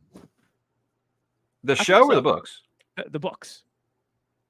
I mean, I'd argue they already have. I mean, they're 25 years old, and they're still as popular as ever. Now, you might want to say that it's probably because the show got a lot more of attention, but I think that the way the show ended, it poisoned the IP so bad for a while that I don't feel like there's anybody picking it up because they love the show anymore. Now I just feel like it's word of mouth, and it's just because people that do read it, if they can get past the fact that it's most likely never going to be finished, they start reading like, wow, I can see why the show was so good in those early years when they had source material, because this is amazing book. So I think if the series got finished, it probably would be, like our generation's Tolkien. But I think it not being finished will hold it back from doing that. But I wouldn't say it won't stand the test of time, because I feel like there's still so many things today that are trying to just be the next Song of Ice and Fire to fill that vacuum. So I think it has.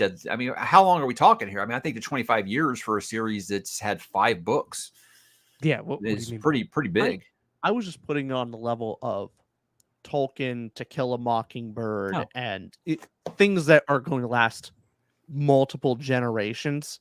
My thought is, along with the show, kind of the ending, kind of poisoning the well, the fact that I don't really think it's going to be finished ultimately, that there's so many different copycats I think do maybe not as good as a George, but get close. I think there's just so many factors of it. It's a great series. He's a great writer, but I don't think it's going to be that book that is taught in class type deal. Thank you. I just needed this so we could make a TikTok short out of this, because it usually does well when we have controversial takes. So, Mike, that was just for our channel. We're just going to kind of clip this. You use whatever you got to use. That was just me just trying to get a little.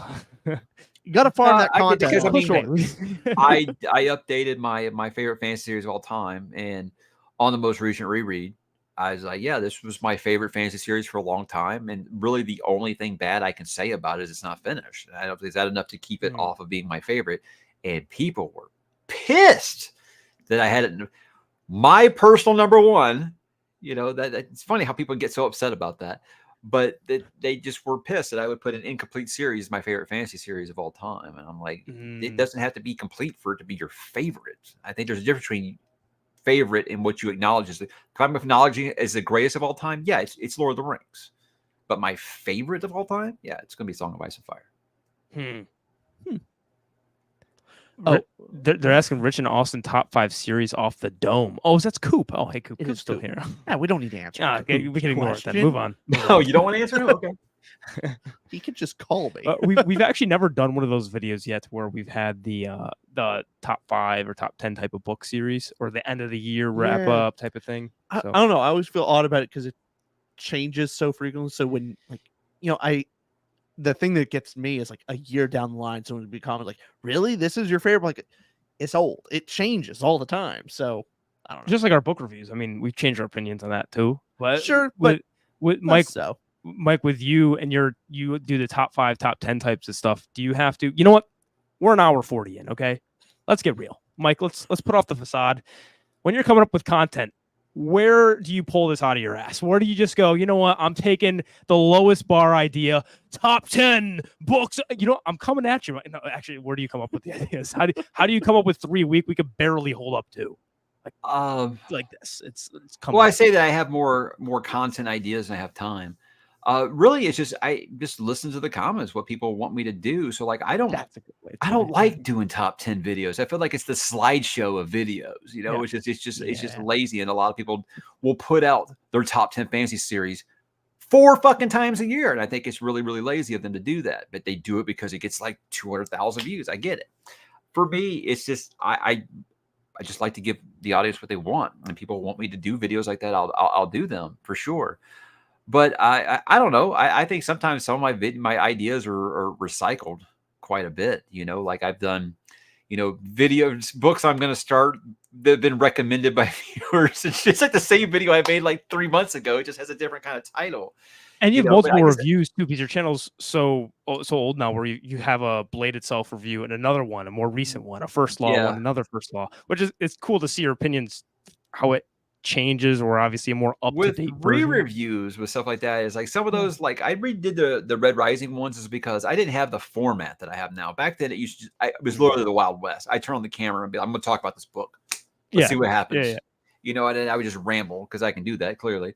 But I didn't have like an actual format, you know. So I wanted to update the Red Rising one because the video quality was so bad back then, and also just because I look at the series a lot differently now than the first time I was going through it. So I'll do a re-review of stuff like that. With the First Law ones, it was like I had done those originals, and that's back when I was just doing nothing but full spoiler videos.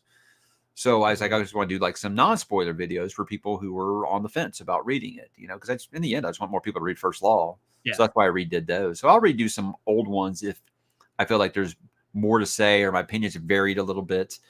But just coming to the content, I mean, it's just, I have a little note. I use Notepad on my phone just when I have an idea. I just type it down, and I just, every time I'm like, what am I going to do this week? Oh, okay, cool. I wrote these down like a month ago. Let's just get to those. So,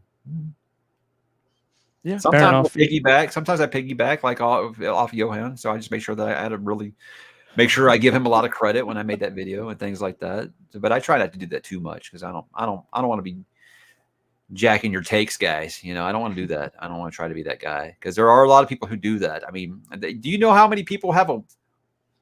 Never mind. I'm gonna stop. That's no, don't censor.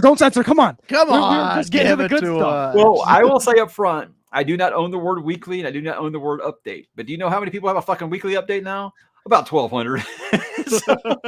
But it's cool. Imitation is a form of flattery. That's the way I like to look at it. I'm asking that question as like, hey, we do our tier list videos, we do our stuff like that. So it's sometimes YouTube has you do videos. Rich and I wouldn't go and tier list something if we didn't have YouTube. Yeah, we wouldn't go and when everybody was doing the tier list videos, I was all like, I don't need to do that. Shut up above that now. And then I regretted it because I was like, dude, all these people were getting like hundreds of thousands of views off these. So I started doing my Stephen King one because people wanted me to do a top 10 Stephen King. I was like, I can't do a top 10 Stephen King. So I started doing a Stephen King tier list, and I've been making people wait for years for these videos because I was like, a lot of these I got to reread. You know, so I did part 3 like 2+ years ago, and every comment was like, bro, where's part 4? So it was kind of a double-edged sword. By the time I get to it, tier list probably won't even be a thing anymore. So who knows? Oh, Mike, you got to do that with your audience. Like, you know how some videos they do their top 25, 50, whatever, however many top books are doing. Let's say it's top 50. They have the first video being number 50 to 51. Then it's number 39 to 30. And it keeps going. And you get all the way and don't get your top 10. Stop at the last one. With just all the tease. It's just like the biggest cliffhanger. We should start toying with them more. You know, I don't know. Start punishing them for their choice of videos they like to watch. One year I just started a big read along, and I had a lot of people participating. And for April Fools, I was gonna be like, why I decided not to do it. I was like, no, because some people might not like that. But no, this year April Fools, I might just be like, this is a Bitcoin channel now. Do you try to time up something like Halloween? You're doing more scary, spooky books. Do you try to do that the seasonally? biggest video on my channel is my top 10 horror novels of all time. It's like 600,000 views. Damn. And it's so wild because that was I've got extra time.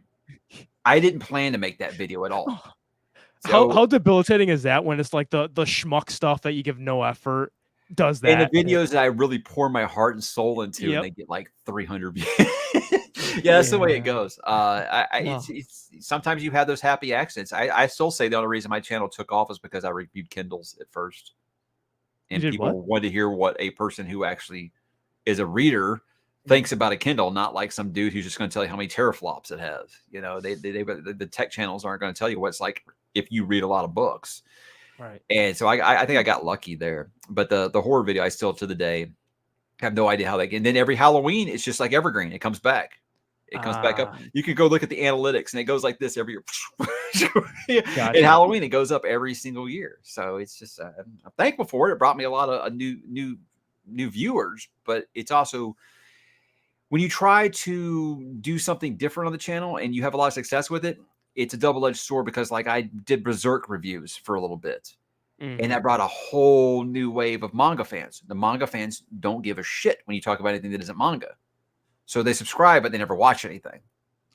Yeah. You know? So I have all these people who found that horror video and they subscribe. They don't care about sci-fi or fantasy though. So it's hard to please everybody in that regard. Do you think then of your like 130 something thousand subscribers, like, you know how recently you were saying, I'm lucky to get to 10,000 views, that you have different types of viewers? Like some people subscribe for, I'm waiting for the next spooky type thing. I have people who like have no interest in Stephen King stuff, but I have the people who are like, they're only here for the Stephen King stuff. Yeah. You know, so it's you get an audience and you get a melting pot like that's hard. You're never going to please everybody. You know, that's why I try to keep it fresh. That's why I was doing what I'm doing right now. You know, one horror, one fantasy, one sci-fi each month. You know, try to please everybody. But you try to please everybody, it turned out you might just end up pleasing nobody. So it's, as Rich would say, just please yourself. I was going to the democracy script, not a masturbation joke. I'm not on camera. I can't say that. I swear. Well, no, the big thing is my shit, bro. All right, here we're gonna go in the last 15 minutes here. So, guys, I've been ignoring your questions. If you guys have questions for these two wonderful human beings, start laying them on now, and we're gonna speed round them. So go for it. I feel bad. Do you usually go to the audience more during this, and we just kept you way off track because now we're coming back full circle? Yes and no. The conversation is very engaging, and obviously with talk about nothing, that's the main thing, you know. But another part of it though is I'm blind as shit and I can't see that. I've had to squint at every single thing. It's awful. And Rich, you're smart to have glasses. It's not smart. It's necessary. Yeah, that too. All right, here we go. Favorite fantasy character of all time? Dalinar Colin. Randall Thor. 𝕤𝕒𝕟𝕟𝕕. Good choices all around. Okay. Opinion on Cassius without spoilers. Without spoilers, he has a charm. An amazing chin. He has an amazing chin. Yes. Damn it. Charm presence. He's the best boy of Red Rising. Fair. Even more than Severo. Yes. Okay. Yeah. Austin, rank. Oh, I lost it. Austin, rank your top 5 Red Rising characters. Woo. Oh, that's tough off the dome. I'll start 1 or 5. I think easier to go 1. I guess I'll go Darrow, Diomedes, Jackal, Cassius, Virginia. Sorry, not Virginia. Yeah, I'll go Virginia 5th. Something like that. I don't think I could do that. That'd have to be a whole video if I did that. Yeah, that's probably not my actual answer. It was just as soon as I could. Number 1's Cassius, though. All right. I'll accept that. Fun and wacky trio. I don't know about that. Thank you. Best surprise ending in a book. That doesn't that. Planet of the Apes. Planet of the Apes for me. Okay. We can say the book. Old enough. You ain't gotta say what the ending is. Just surprise me. Like Canis trilogy. I gotta say, we never talked about this, but Ender's Game. Oh yeah. Ender's Game has like that's what got me into like floored me as a kid. I was like, what? How? Yeah. How are A Song of Ice and Fire and The First Law similar, Austin? Lots of a lot of people questions die. directed toward me. Both Grimdark both have the tone to them. I think some of the characters have inspiration, like 𝕤𝕖𝕟𝕟 to Jamie, 𝕤𝕟𝕟𝕟 to Tyrion. So I think Abercrombie's. He said he's very inspired by Song of Ice and Fire. Yeah, no doubt. Yeah. No doubt. In fact, when I actually had Joe Abercrombie on the channel, he's like, you can spend a lot of time just, doing like a Song of Ice and Fire ripoffs, which I'm basically already doing. Yeah. How much mayonnaise is too much mayonnaise? If it's its own sauce, if it's on its own, minimal is best. If you're mixing it with something, as much as you want. Okay. So you mix it with ketchup, guy? I mean, I like mayonnaise with. I'm a proper white guy. I have mayonnaise on my hamburgers, and somebody told me one time that only Canadians do that, and I'm like, what? I'm in Texas, bro. I'm the opposite of Canada. Anyway, mayonnaise on your French fries. It's a game changer. I've never done that. It sounds interesting. I dip it in a Frosty, but I've never done the on the French fries. It's great. We should make a food channel. There's a flood in your house. Which series are you saving? Look, bro, I'm going down with this ship. Okay, so I've got for me, it'd be the Wheel of Time books right over there. You have those custom covers, yeah. Oh yeah, those are actually sick. Yeah, I would save one book. That's the Sword of Kaigan. The special edition my girlfriend got me is like my most prized possession. Yeah, the Wraithmark edition is very, very nice. This isn't a question, but I just thought I'd put it up here because I agree.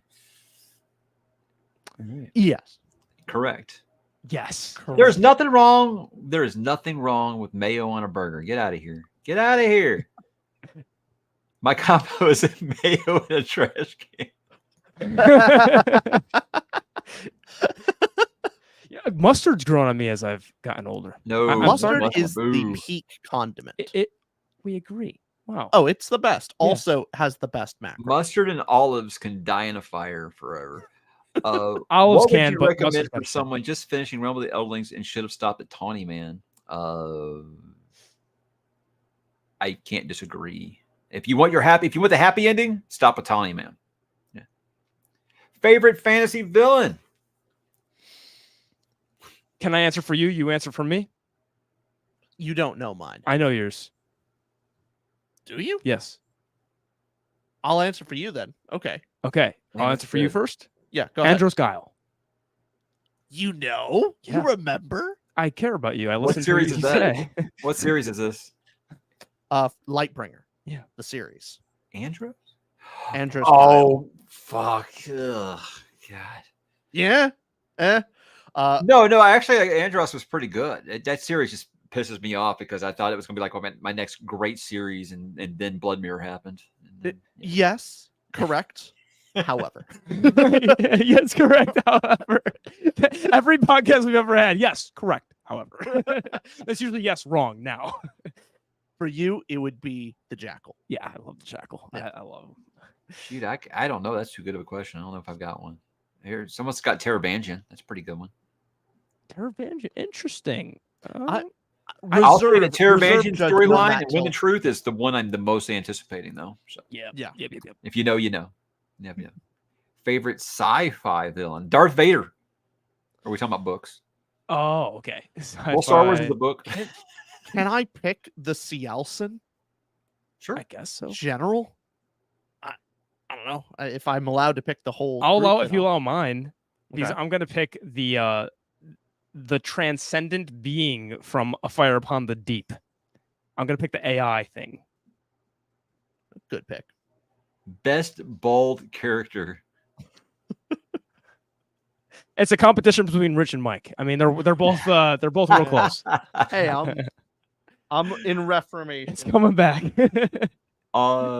but this is a lot of these. I just go to TV. I'd have to say Jean-Luc Picard.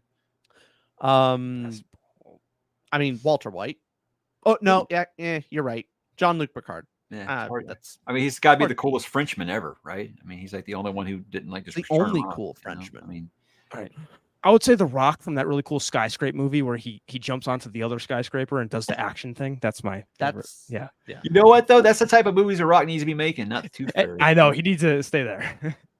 Jin from the Dandelion Dynasty is the best villain. You know, Dandelion Dynasty, like I did that video a while back now of if you are tired of waiting for Winds of Winter, here's some series I think that aren't exactly like Song of Ice and Fire, but I think that they'll kind of scratch that itch.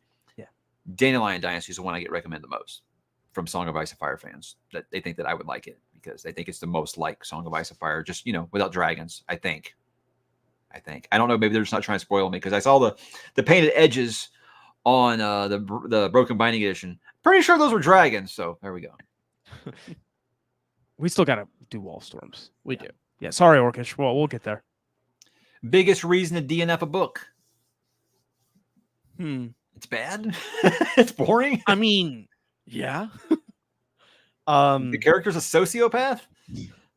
Ultimately, are you hating your time? Yeah. Do you regret the time you're spending? Good point. It's more like you finish a chapter and go, I wish I did something else. I think if I'm about 50% in and I just realize it's not for, like 3 Body Problem, this isn't for me. This isn't my style of book. And there's so many, we're never going to be able to read everything we want, right? Don't waste your time reading something. I don't DNF often, so I have to have a pretty good reason. But if I know it isn't a story that's my style, I'll go ahead and bounce. A good test is if you're going to go, if you're kind of going around the house and it's reading time and you go to watch YouTube other than read, it's usually an inclination that like, oh, I'm not liking the book. If you're if you're doing a different hobby rather than reading, it's like maybe you're getting to DNF territory. Book or series with an ending that made you mad. The Dark Tower. The Lightbringer. I didn't even read Burning White. It made me signed edition from Brent Weeks, and I didn't even read it. I'll be honest. Again, another series I was watching your videos of, and yeah, the Burning White royally pissed me off. I heard I made the right choice bouncing after it's one of the most disappointing endings I've ever read. Damn. It is the most disappointing ending because it was really makes me mad as that series had so much potential. I think that's the best not Brandon Sanderson magic system I've ever read. It's incredible. Yeah. It's like Green Lantern in fantasy. I love it. It was amazing. Also the characters. I loved all the characters. The character work for me was great beside a few exceptions. The plot, interesting. Except for Kip being like, oh my God, her tits every couple pages. Once Brent Weeks turned into a 13-year-old boy in book 4, it was like, okay. Yeah. Also, have you not read it? Because you're like, no, is this real? Is this no, I'm like, is this a reference to something that actually happened? Oh yeah. Yeah. Oh, that's turns into Force Wing Violet. Basically, just like a horny boy. Yeah. Damn. I'll have to pick it up. Well, then again, maybe not because it ends so poorly. So I don't know. Did you do your one, Austin? Your series anything that made you mad? I almost don't want to say because Mike, we were getting along so well. It's fine. The first trilogy to Red Rising, I was very disappointed. You didn't like the Disney ending? Yeah, I very much was disappointed. Yeah, I'll leave. I remember not being excited about the sequel books because of that as well. Oh, we're on the same page. I was like, I don't know. I don't really have an interest in seeing I can't say without spoiling it, but yeah, that wasn't what I wanted really. Yeah, not that it had to have a bad ending. But I didn't feel like the series to have that kind of ending, honestly. Yeah. So I'm glad that they've got sequels and it made me get over that really, really quick. Books you're looking forward to rereading? Ooh. A few.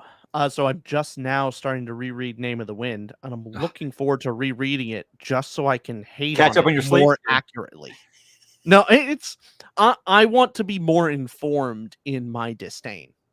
So that's what I'm looking forward to. I'm gonna actually have notes. It's gonna be good. I said that. I think that if he ever does put out book 3, I said I'd reread it and I'd finally read book 2 in the lead up to it. But I feel safe and not having to ever do that. So, Winds of Winter has a better chance than Doors of Stone. I said it. Oh, you're completely right. I think Winds of Winter, there's some writing there. Yeah, I don't think some of it's done. I don't think Doors of Stone exists. Yeah. I don't think there's really any evidence where Winds of Winter, I actually do think Winds of Winter will come out at some point. Even if it's posthumously, I think we'll get it. Yeah. Yeah. I would say the next one? No. But yeah. Oh, actually. No Dream of Spring. I was reading this too. So this isn't the foreword of Name of the Wind. I thought it was a little ironic. Where he has his acknowledgments in the last paragraph. And lastly, to Mr. Bohaj, my high school history teacher, in 1989, I told him I'd mention him in my first novel. I keep my promises. Woo! So spicy. That's aged like bad cheese. Jeez. Woo! With maybe the rereads, I'm trying to stop doing that because I was like, I'm never gonna be able to read everything. I don't really have time to reread, but I feel like every time I finish First Law, I could just reread it. So I think I just love those characters so much. And that's actually my answer, Mike. Is I don't like rereading just because there's so much to read.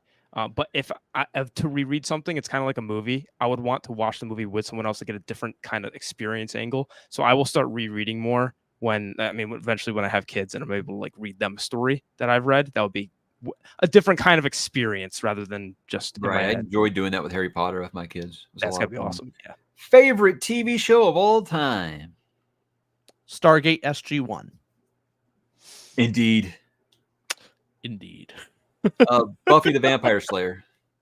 Oh, so Buffy. You know what? What about Game of Thrones? If the seasons didn't end poorly, I'm gonna do a very. Okay, usually people say for their favorite one, it's like Breaking Bad, something that people know. Sopranos, yeah. Super, super underrated. Nobody's heard of it. Season 1 of American Vandal. It's a mockumentary. Yeah, making a murderer. I don't talk. No, not a murder. It's about. It was mocking Making a Murderer. The Netflix. It was mocking that. It was very funny. It was very funny. Awesome. Yeah, I love mockumentaries, and it is. I don't talk about it. I don't think I've talked about it once, and it's just. It's incredible. It's awesome. Not a question, but these goobers need to read Dark Tower. Shake my head. Yeah, fair. I agree. All right. Well, I think we're about running out, but hey, someone agrees. American Vandal. Oh, yes. Got one person. All right, last one. Funniest character in a fantasy story. Don't say Hoyd. No. Because I don't understand what the hell that guy's talking about. Funniest sometimes. Character. Not funniest. He's fun. He's a fun character. Not funniest. I'm gonna go with 𝕎𝕒𝕟𝕟𝕟𝕜. Oh, okay. Because he does like fart jokes, and that's just never gonna not be fun. I mean, in the end, I'm 12, and I'm gonna laugh at those fart and dick jokes all the time, always. I'm tempted to go with either both. Death from Discworld, or well, that must really change because it didn't really do that for me in the first book. Yeah. Or I would say Glokta. Glokta is very funny all the time with Glokta. Glokta's internal monologue is the funniest. Dude, I still say, why do I do this? And body found floating by the docks. Still. Yeah. Body found floating by the docks. Also, thing is, again, it's the audiobook. The voice was done so perfectly with it, of just his tone of voice of, and my I've listened to samples just because people talk about it so much. And something I think that's really neat that he did was he'll have the regular voice, but then when he's like internal monologue, he doesn't have to lisp because his teeth aren't, in his mind, his voice isn't fucked up. I think it's a really neat idea. Coop has the correct answer of the AI from Dungeon Crawler Carl. Oh, that is. Yeah. Ooh, that's a good choice. That's hilarious. Hilarious. I would even put one above because of the recent book. Samantha is now my favorite for funny characters. Is this one book or is this a series? Series. Yeah. Dungeon Crawler Carl is currently 6 books are out. Yes. I think I got the first one. That was it. The thing was, like, the same people that recommended Legends and Lattes. And I'm going to be like, look, I think it's awesome that you want to support this guy. But I was like, I don't think cozy fantasy is my thing. But hey, more power to you if that's something you're into. Dungeon Crawler has some more epic stuff. It gets intense. Michael, last time before we talked and jumped back, between the two recordings, I've read a couple of First Law books. By the next time, maybe you'll scratch the surface of a Dungeon Crawler. Maybe. They're short, right? Yeah. First one especially. Yeah. Super doable. I feel like I need to have something like that on standby for when I'm like, because in the end, does it really matter? But, sometimes you'll be like, oh, I got like 4 days until the next month starts. And I don't want to start my next month reads yet. And that's going to make you throw in something like that, I think. But just based off you guys carrying on about it, I'll give it a try. Oh, but so curious. Yes. I see Josh is mentioning here. I got into these Baker books now, and that's just like kind of dominating my mind where I don't want to step in any other worlds right now. But I think that sounds like it could be something that, if it's better than Cradle. I haven't tried Cradle, but I've heard good things about Cradle. So Oh, I'm everybody not loves sure. it except me. I have no interest in reading about you grinding for XP, bro. I have no interest in that. And that's what that series was. So. That's the best thing about Dungeon Crawler is that's there, but they're there mostly for jokes. It's not about grinding. It's about the characters and kind of finding loopholes. The system is there to be broken and mocked, not to be taken seriously. If that makes sense. It's like, yes, it's a lit RPG, but the point is to try and break it. Yeah, that's a good pitch. You're not wrong, Geek, but here's the thing: is like I don't mind that if it is just being humorous or something like that, like Ready Player One did or something. That's fine. I can accept stuff like that. But when it's like, hey, you're in this dungeon and your friends have come to break you out, and he's like, well, get me out of here. Like, oh no, wait, you got to fight this monster so you can advance to the next level. That's why I'm like, fuck out of here with this shit. That's the best part is where that kind of stuff happens, but it's quite literally the aliens are doing it to you, and you're kind of like, fuck off. Like, what are you doing? And that's the fun part is there's an actual enemy. It's not the system where it's all contrivances. They're made that way for a game show. It's deliberately it works. It functions well. I think you would like it. I think he would too, but he's saying some things that set because book one, if you remember back, does have a lot. Sure. It kind of delves more off that after book one. If I'm having a good time, I mean, like, look at One Piece. On paper, there's no way I should like One Piece because it's just ridiculous. But I'm having fun. If I'm having fun with it, I'll do some things that maybe I don't like. Cradle was not fun. How far are you in One Piece? Skypiea. Okay. What episode is that? I have no episode? idea. No idea. That's like I'm reading it. I'm not watching. Oh, you're reading. Okay. It's like the fourth. Okay, right here, the one I'm actually. I'm so fifth arc. Untrained in volume 27. Okay. I saw a video just on this where someone was showing their kid an episode of One Piece every day for as they were born, and they're like a couple years old now. Just because they're grown up, just watching. Yeah, my kids watch like 600 episodes. So. Oh wow. Yeah. But I tried to get him to read this. He's like, I can't read right to left. It's stupid. Yeah. Can't read. It's really good. It's really exciting. Try to hear that. All right. Well, hey, guys, this has been awesome. I feel like we could probably talk longer, but, I should probably go check on my kids, But, hey, who said that being a good parent was a requirement to being a booktuber? I think it's pretty much the opposite, right? So, guys, kids are great. Don't ever have them. And, yeah, I guess that's my parting words of wisdom. Do you have any parting words of wisdom? Do you have anything that we can tell the audience where they can find you, all that fun stuff? Oh, yeah. You can find us at 2ToRamble YouTube. We do books and things. Fantasy, sci-fi. Stuff. We talk about all this kind of stuff. And I want to, from the bottom of my heart, Mike, thank you. Thank you guys. It's fun. I have a good time talking to you guys. It's awesome. And I do want to say as well, with this whole kind of platform of doing the long stuff, this felt like an episode for us. So this was awesome. We got to just kind of do what we normally do, but a third person.